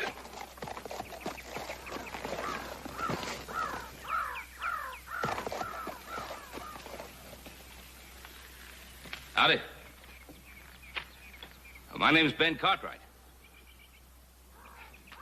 The young man behind me is my son, Joseph. I'm Mike Sullivan. The boy behind me is my nephew, Bobby Jacks. The kid is Eddie Wheeler. He told me you were coming. Oh, yes. Then you know all about me and why I'm here. The kid says you're going to claim that I'm building on your property. Well, I suppose you have a deed for this land? All signed, legal and proper, by the man who sold it to us, John Polk. Mr. Sullivan, I don't like to tell you this, but the man who signed that deed had no right to sell you the land. It wasn't his to sell. You've been swindled. Mr. Polk told us that you'd be coming around claiming something like that. Oh? If it's his word against yours, we're obliged to take his. Then I'm afraid we're in for a little trouble. Will you try putting us off this land and you'll find out what trouble is? Put that rifle down, there'll be no shooting. What about him? Joseph! Now, Mr. Sullivan, I was hoping you'd be a reasonable man. I brought these people a long, hard ways to get here. We fought hunger and thirst, disease and Indians and thieves. We did it all to get a little land that we could settle on. I am a reasonable man, Mr. Cartwright. But I'm not a weak one. I'm not a coward. I'll fight for what belongs to me. If need be, I'll kill her. So will I, Mr. Sullivan. So will I.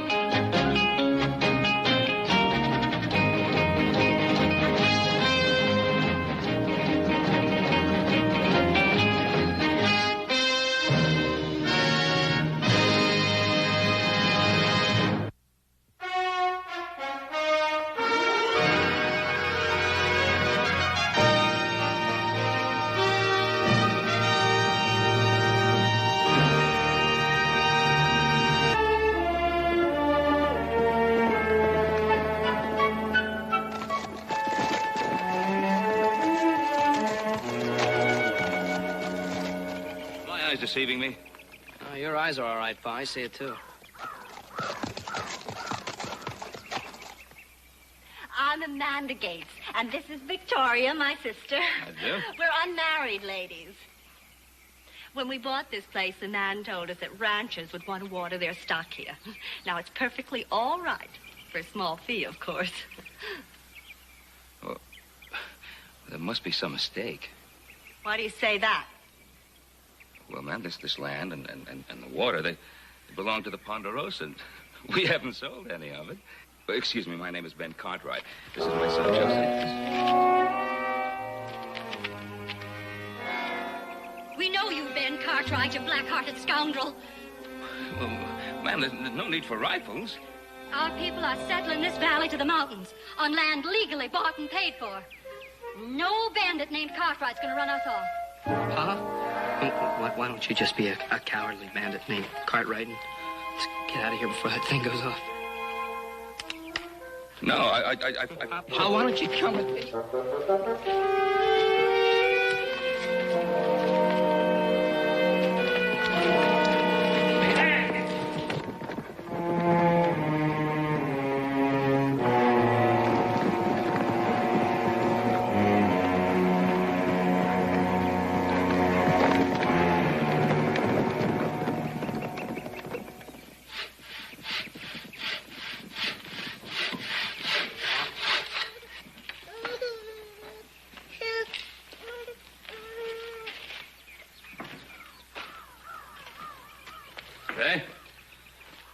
My name is Henri Belrose.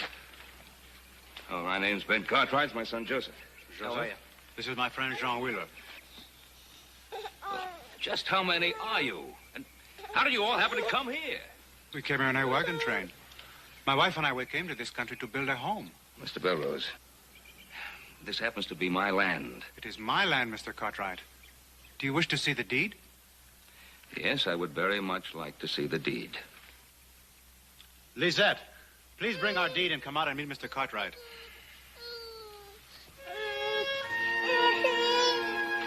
My wife, Lisette. This is Mr. Cartwright and his son, Joseph. Mr. Belrose? How are you, ma'am? You came all the way by wagon train with this infant? She came only part of the way. She was born on the trail. That's why we are so happy to be here in our new home.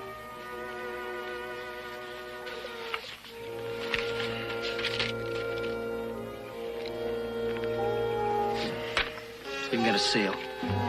Does the deed look all right to you, Mr. Cartwright?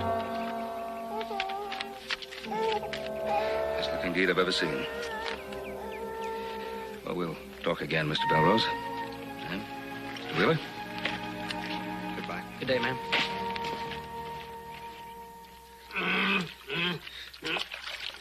Hop, Sing, get me a decent piece of soap. I can't wash myself with this sliver. Hop, Sing, this water's getting cold. You want me to catch me death? Hop, Sing. Hop, Sing, put a little more wood on that fire.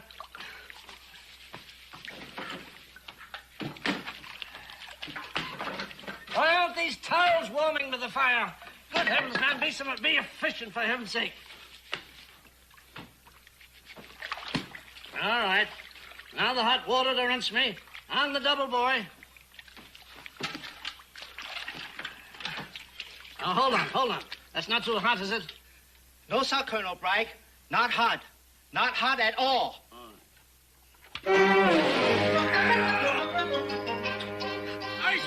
Ice water! You fiend! That was deliberate! Where you going, you monster? Take long trip for help. Maybe go back China.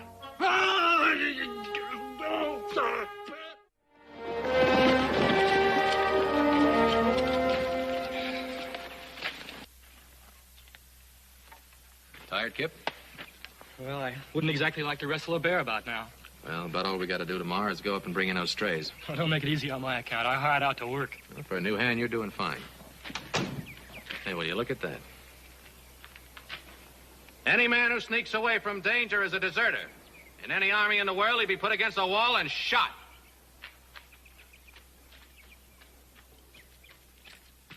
I no deserter, Mr. Adam. I take long vacation. Colonel Bragg, all time yell. Head go boom, boom, boom. Very bad. Pa served with the colonel. Old Fussed and Fuddle, as men called him. Pa even saved the colonel's life one night when he wandered into the enemy lines. I know. He tell me same story 50 times. Well, that makes it a privilege to have him as a guest in our house. To keep his valuables in our safe and to look after his busted leg. No privilege, Mr. Adam. Just too much dad burn trouble. Now, look, Hopsing, it's not just a privilege. You see, the horse the colonel fell from when he busted his leg was one that Pa sold him. Now, that makes it an obligation. Hopsing, obligation? Well, you're one of the family, aren't you? Just like me, Hoss, and little Joe. You're too smart for me, Mr. Adam. You say I one of the family, I cannot go. I stay.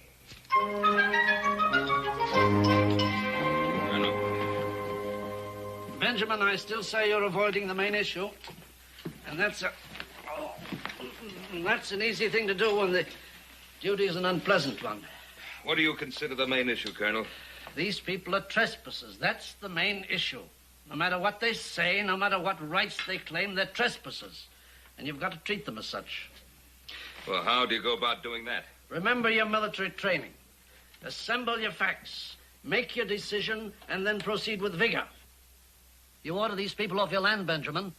If they refuse, call out your hands, mount, ride, and drive them off. These people don't think they're trespassers. They think they own the land. And with every reason. They paid for it with every penny they had. They're trespassers. They're stealing your land. Thieves. No, Colonel. The man who sold them land that wasn't his to sell, he's the thief. These people are victims. Victims. I tell you, they're thieves. I kind of go along with Paul. What about you, Adam? Victims. Yeah, these people aren't thieves, Colonel. They just trusted the wrong man, that's all. You're being sentimental, soft, weak. You can't take the troubles of every man alive onto yourself. These are tough, fibered people. They fought to get this far, and they'll fight to stay. Then fight. Some of them would be killed. You've got a right to protect your land. If they force you to it, your hands are clean. Some of us would be killed. What comfort clean hands then? There's risk from the day a man's born. True. But I'm not going to add to that risk. I'm not going to turn this into a range war. We'll proceed legally. I'll see my lawyer. Meanwhile, if we can find the money and give it back to them, the settlers might be more inclined to listen to reason. Adam, tomorrow morning, why don't you ride into Virginia City? Let the sheriff know what's been happening. Well, I was going with Kip up to the North Range to look for strays. But I guess he can go alone. Oh, he should be able to. He's a good man. Joe, the last we heard of this man Polk, he was in Carson City. Maybe you can cut his trail there and follow it. Right, Pa. I wonder if we should really see the settlers and try to get a line on Polk. Hoss, why don't you do that? Yes, sir. Start on your land first. Well, my land? Yeah, Hoss, heaven. Why, them dirty, no good for nothing. You ought to see your guests first before you use such language. And I wouldn't give them your right name. They'll shoot anybody named Cartwright just like that.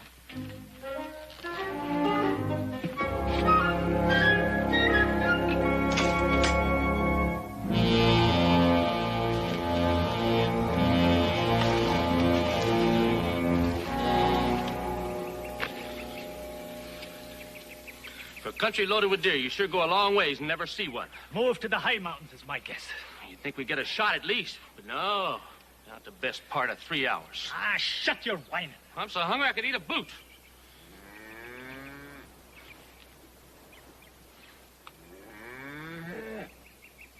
What are you doing? That's a steer. Well, that's food. Must be a Ponderosa stray. Well, this loud will be the only food we'll get for a couple of days.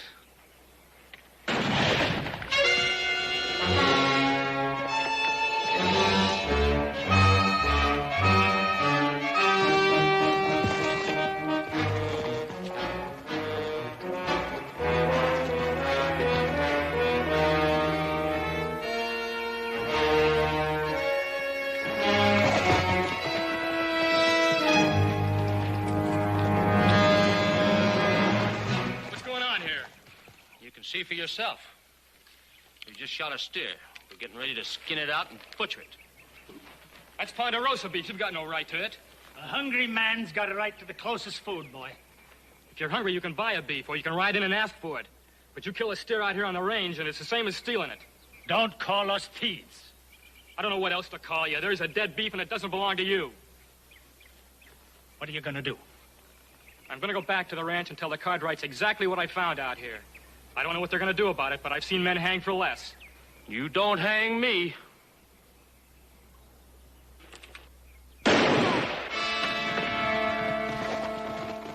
Oh, you blasted fool!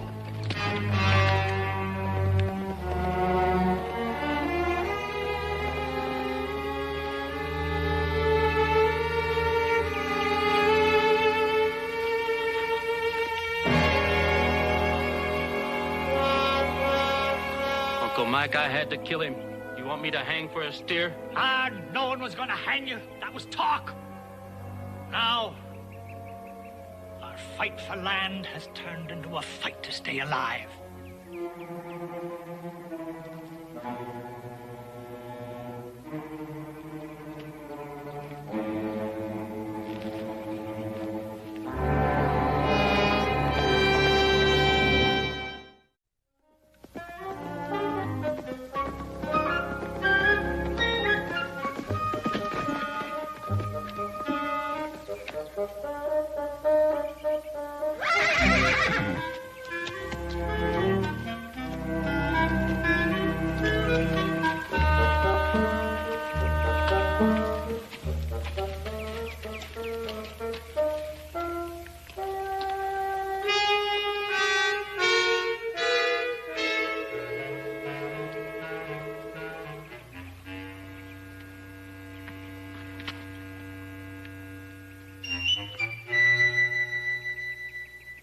Howdy, ladies. I was just riding by, and I thought I'd stop in and say howdy. Whereabouts is your menfolk at? We have no menfolk. We're unmarried ladies. Who might you be? My name is Hoss Jones. Yeah, that's my name, Hoss Jones. What do you want? Well, my pa, what I mean to say is, I was so nearby, I thought maybe I'd stop in and see if there was something a man could do.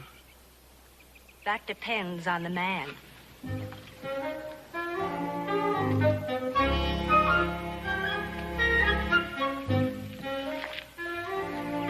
You know a Ben Cartwright? Oh, yes'm, it seems to me like I have heard that name. Worst black-hearted scoundrel alive. Yes'm. I'm afraid right now I got to agree with you, ma'am. Just a little bit. We were warned about him by Mr. Polk. Who's he? Why, the nice gentleman that sold us this place. Such a fine man. Except for that one thing. Yes. Do you smoke, young man? Oh, no, ma'am. Chew a little bit every once in a while. Ugh. Such a nice man.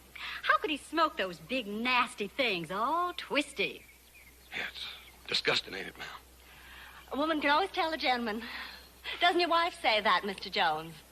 Oh. No wife, ma'am. Then you can help us with those big logs. It's so nice to have a man around.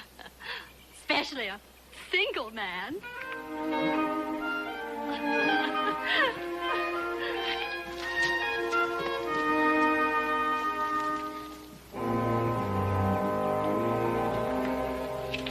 All in through there. And they've got plat maps as well as deeds to the property, huh? Well, the plats aren't very accurate, but they're close enough. This fellow Polk, he must have known the Tucker Creek side of the Ponderosa pretty well. He knew enough that we didn't get over there very much. How long you figure they've been in there? 2 weeks, going on 3. How many families of them? Well, there's 6 different outfits, 300 acres apiece.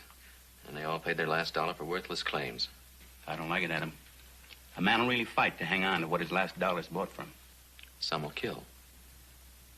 Well, that's all I need. I'll get on the telegraph right away to Sacramento and San Francisco, and I'll get back to you just as soon as I hear anything. Thanks, Roy. Bye. Bye. He's a big man, 55 or 60, an average kind of a man. John Polk was his name. He had a beard and... anything else? He had a wife, too. Good-looking woman. Looked to be much younger than he was, but stunning, though. Yeah, and they stayed here? Oh, yes, indeed. They had our best suite, as a matter of fact. Mrs. Polk was a very good-looking woman. Yeah, so you said. Did they leave any forwarding address of any kind? No, they didn't. Look, do you have any idea at all where they went? No, I haven't. Is there anybody in Carson City who might have an idea? No, I'm positive there's not. So why positive? Well, many people would like to find him. He left owing $1,000 in debts around town. I'd say the man was a crook. I think his wife was, too. But she was a lovely woman. Absolutely stunning. Yeah, so you said. Well, look, is there anything else in particular you can remember about this man, Polk? Oh, yes. Yes, as a matter of fact, there was. He always struck his matches across his posterior. He what? He smoked cigars. He always lit his matches like this. His wife didn't like it much, though. Didn't like what? The gesture, this. Oh, but she was a stunning woman. Thank you very much.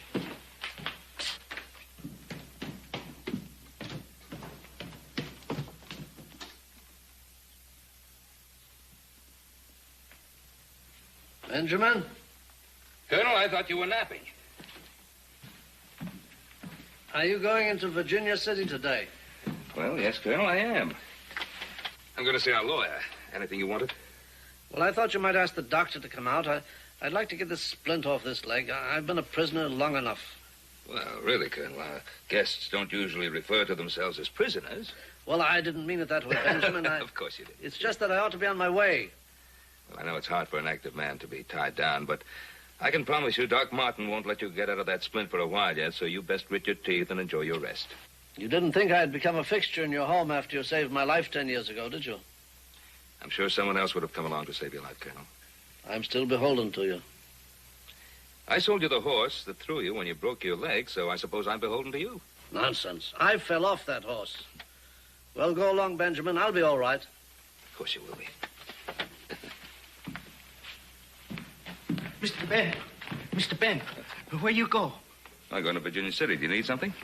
I afraid for boy Kip Taylor. His horse come back without him. Well, I'll go by the North Range and check. I'll take his horse with me.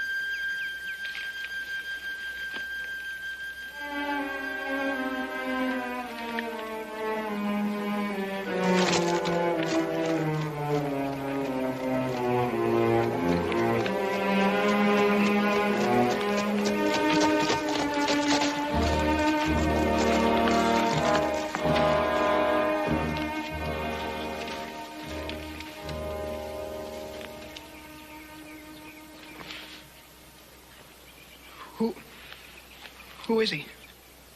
One of my hands. What do you know about this boy? Nothing, Mr. Cartwright. Like you, I just seen it. You see what happened? Somebody was butchering a steer, looks like. Yeah. Ponderosa's steer. Looks to me like Kip Taylor caught him at it. And he just killed him and left him here. Why were you following me, boy? My folks thought it'd be best to know what you was up to. They was afraid what you might do if you got men together. I was going to let them know. Well, you can let them know something for me now. You can tell them I want them together at the Belrose place. You can tell them I'll meet them there. You can say that I'll be riding in with only one man. This one.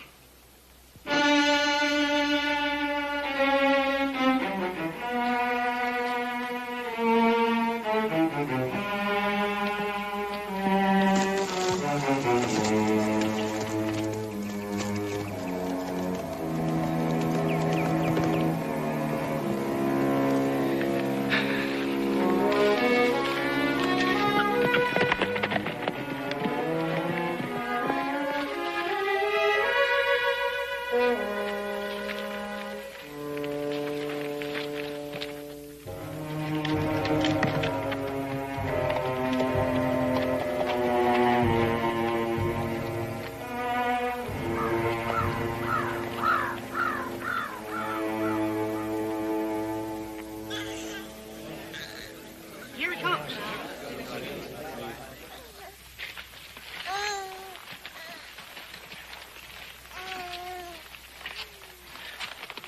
Across that saddle lies the body of one of my men. He found someone butchering a Ponderosa beef, and that someone, whoever it was, shot him down. I don't know who it was that shot him down. Could have been a stranger who rode on out of the country after the killing was done. It could be. Could also be the killer is one of you. If the killer is one of you, it'd be best if you found him out and turned him over to the law before all of you are blamed. Thanks for the advice, Mr. Cartwright. It's good advice. Kip Taylor's relatives and friends might want an eye for an eye. And you're strangers here. What started out as a dispute over land could turn with this into a shooting war, with more dead to bury on both sides. Oh, what about our land? You can all stay here for a while. All I ask is that you don't build, and don't cut trees, and don't break sod. We don't want your charity. We want to build and cut and dig here, on this land, land we paid for, our land. You think about all this. Talk among yourselves. Decide what you want to do. And remember, I'll help you follow any sensible course. But if you fight me, I'll have to fight you. You decide.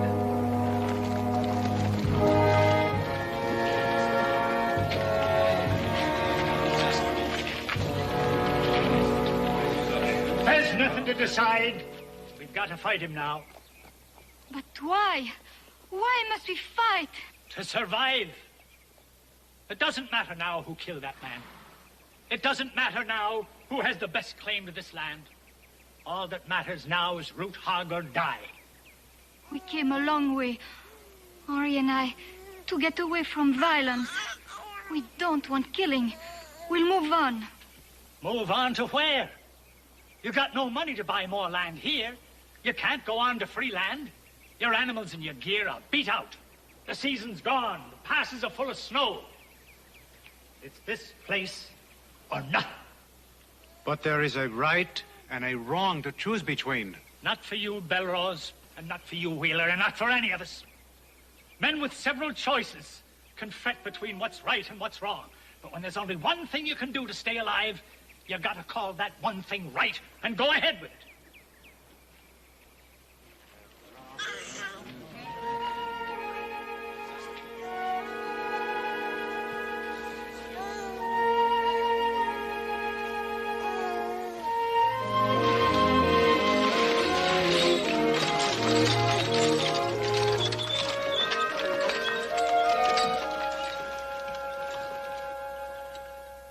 Hello, the house.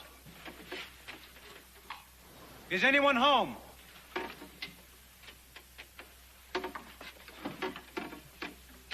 Hello in there.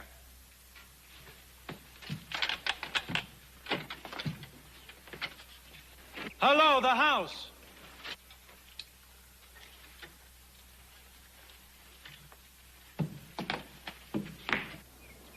Hello in there. Is there anyone home?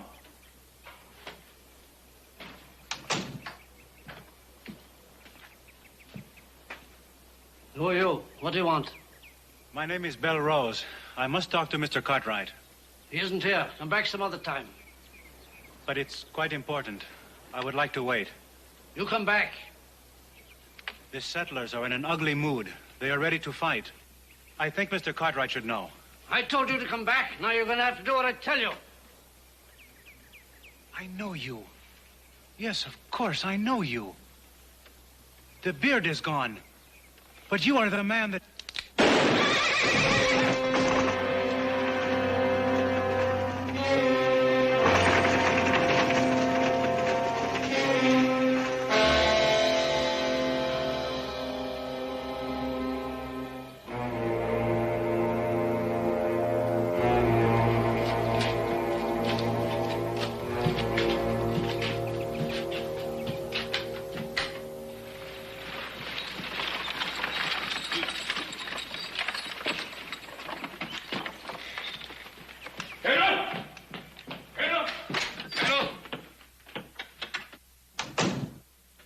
You're all right.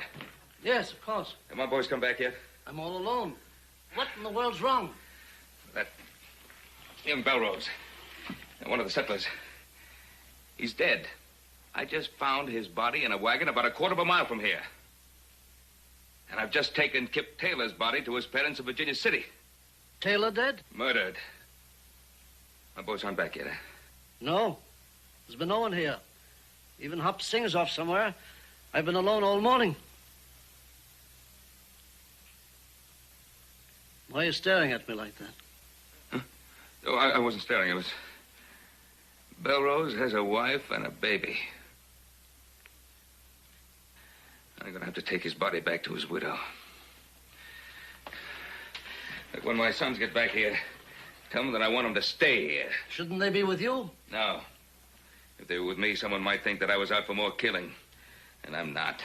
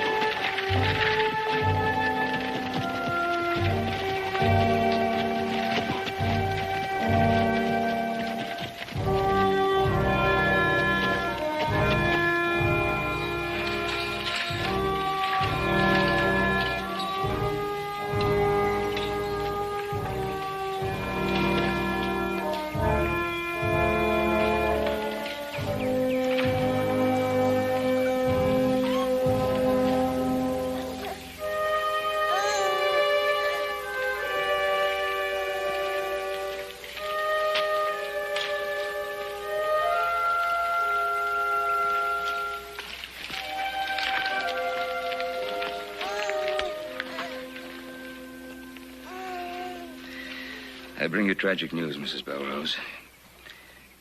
Your husband lies dead in that wagon. I know. Eddie came to tell me. I found him in the wagon about a quarter of a mile from my house. I don't know how he got killed, and I don't know who killed him. He was going to your place. He didn't want killing.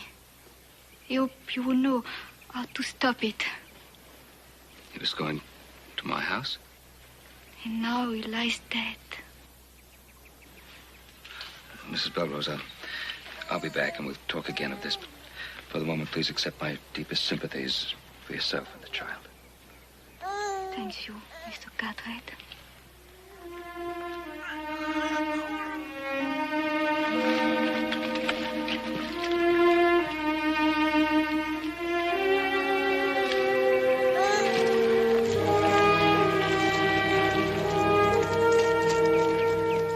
Tell me now that we don't have to fight to stay alive, and I'll tell you the fight's already begun.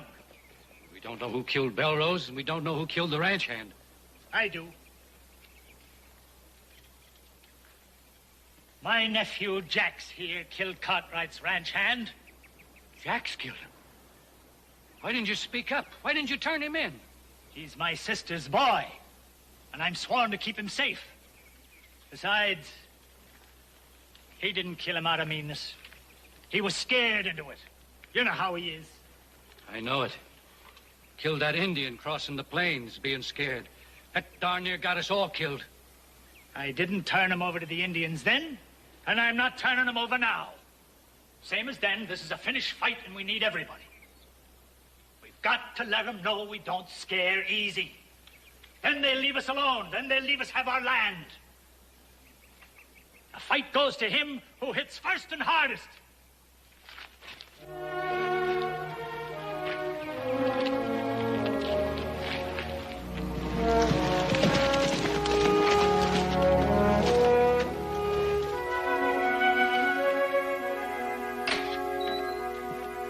Oh, you all right? Colonel told us all about it. Yeah, I'm all right. You find out anything new?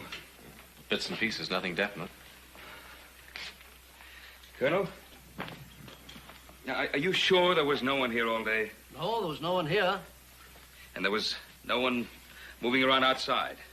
Well, I don't know about that. I haven't been outside. I've been sitting here all day.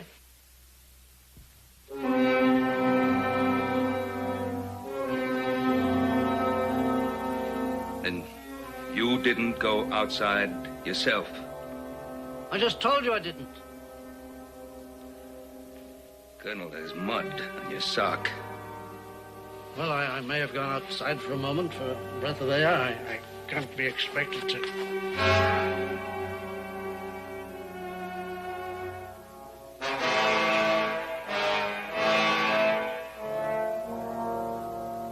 Desk clerk told me Polk used to light his cigars by striking a match in his trousers.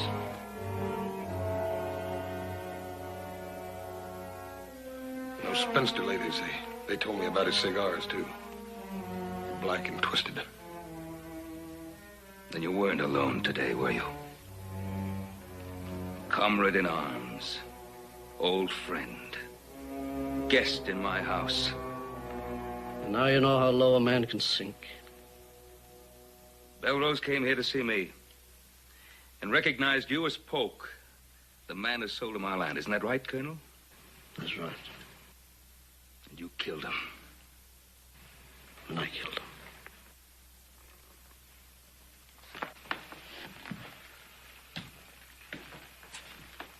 A young wife, beautiful, greedy, spent all I had on her, went head over heels in debt.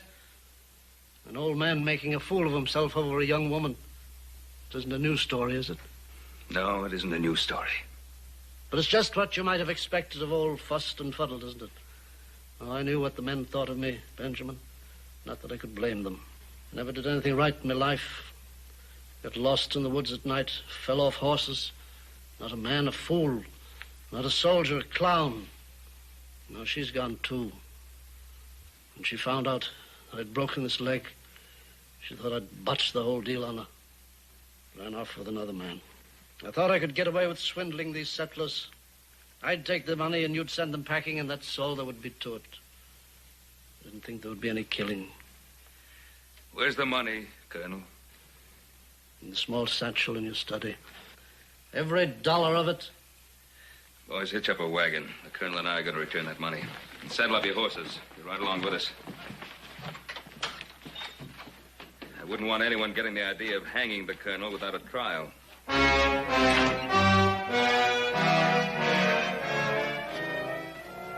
I didn't want to kill him, Benjamin, but he recognized me. You can't put a bullet back in a gun once it's been fired. You can't give a father back to his child once that father's been buried. But you can pay back part of the debt by returning this money and by facing up to the law for what you've done. So we better get going, Colonel. No, Benjamin. Nobody's gonna hang me. Trial or no trial. You stand in my way and I'll kill you. What's become of you, Jonathan? I warned you, Benjamin. Don't stand in my way. You'd pull that trigger? Don't try me, old friend. I hate you. You hate me? You've always been the better man, haven't you, Ben? You've always had the success, and I've had the failure. You had the money and the land and the family, and I had nothing.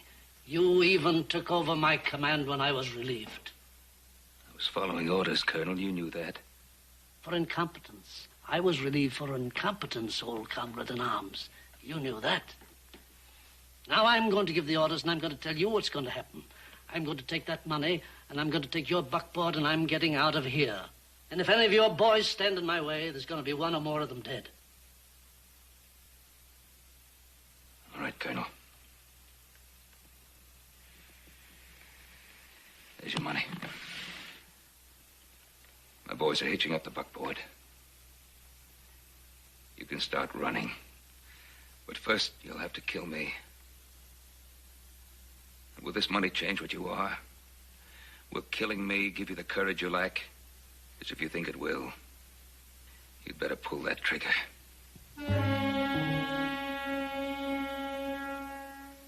It isn't me you've hated all this time, is it, Colonel? It's you, yourself. No matter how fast you run or where you hide, sooner or later, you're going to have to face the truth and live with yourself.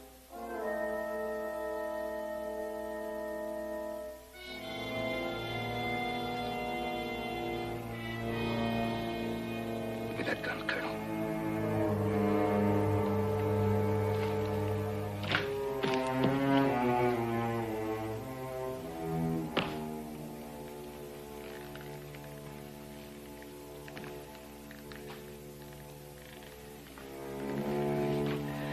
better do what we have to do.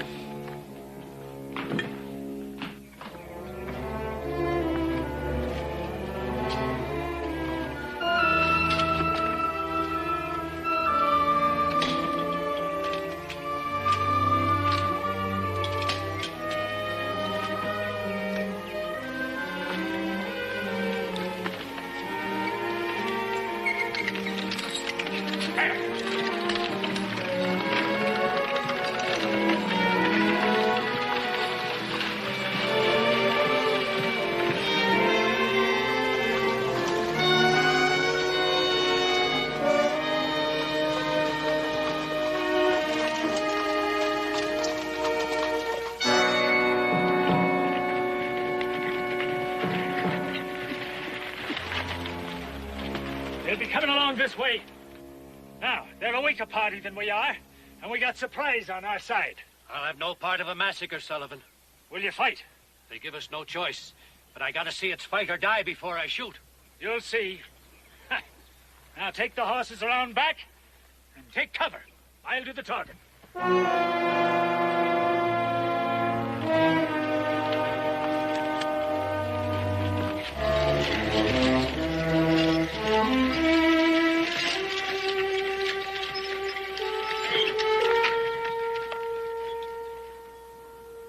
Judgment Day, Cartwright. Here now is where we get things settled. You're not going to settle anything this way. Look around you.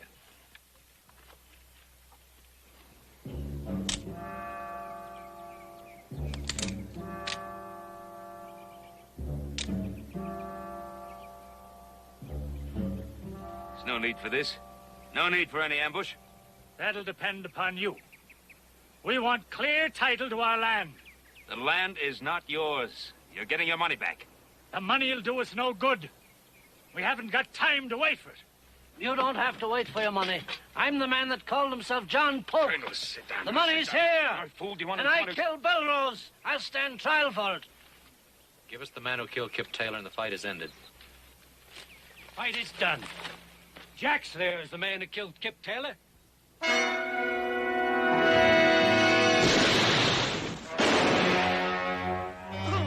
your fire.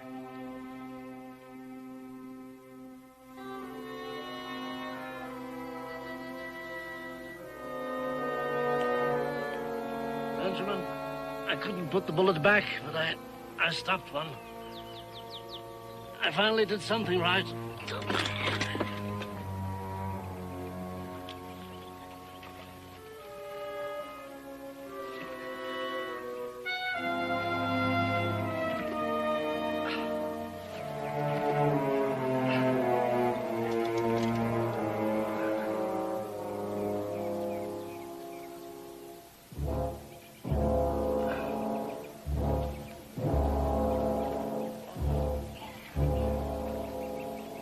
Are we done with killing? Yes, we are.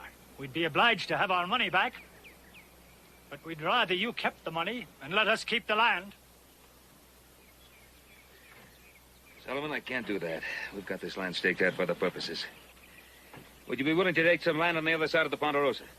We would, if we could pay the price. Well, I figure you could have killed my 3 sons and me. I guess you paid the price. You might have proud to have his neighbors.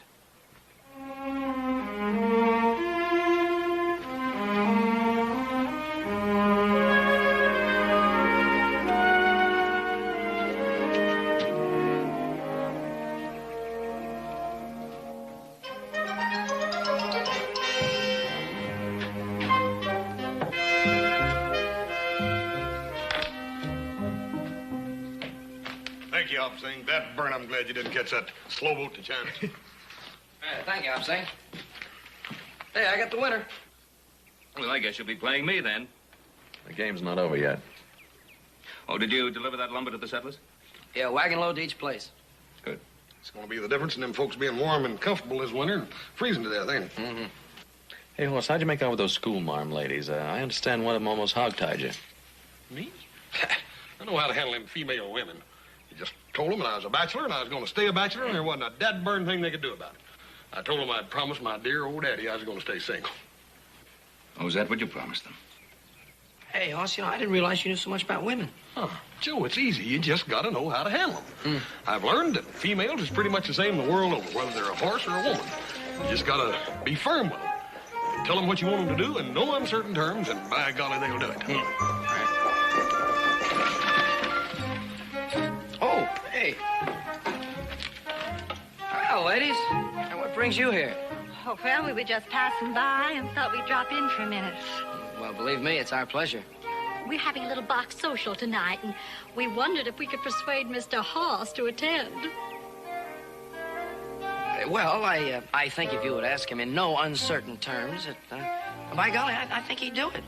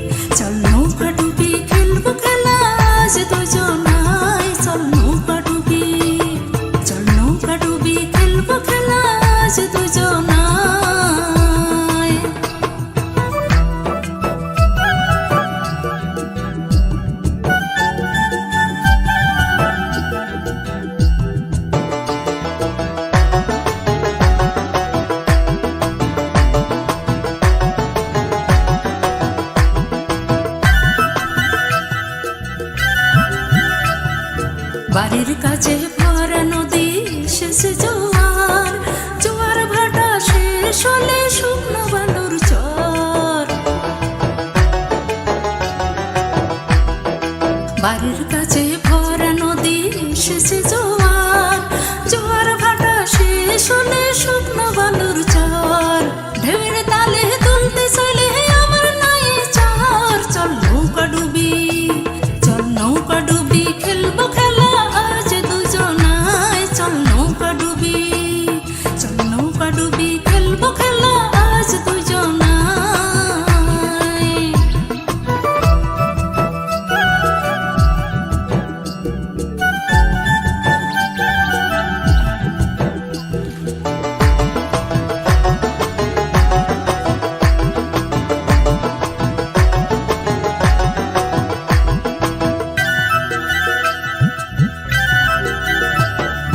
ফাগুন মাসের আগুন জ্বলা ভরা বসন্ত ঘুমিয়ে থাকা মনটা আমার বড়ই অশান্ত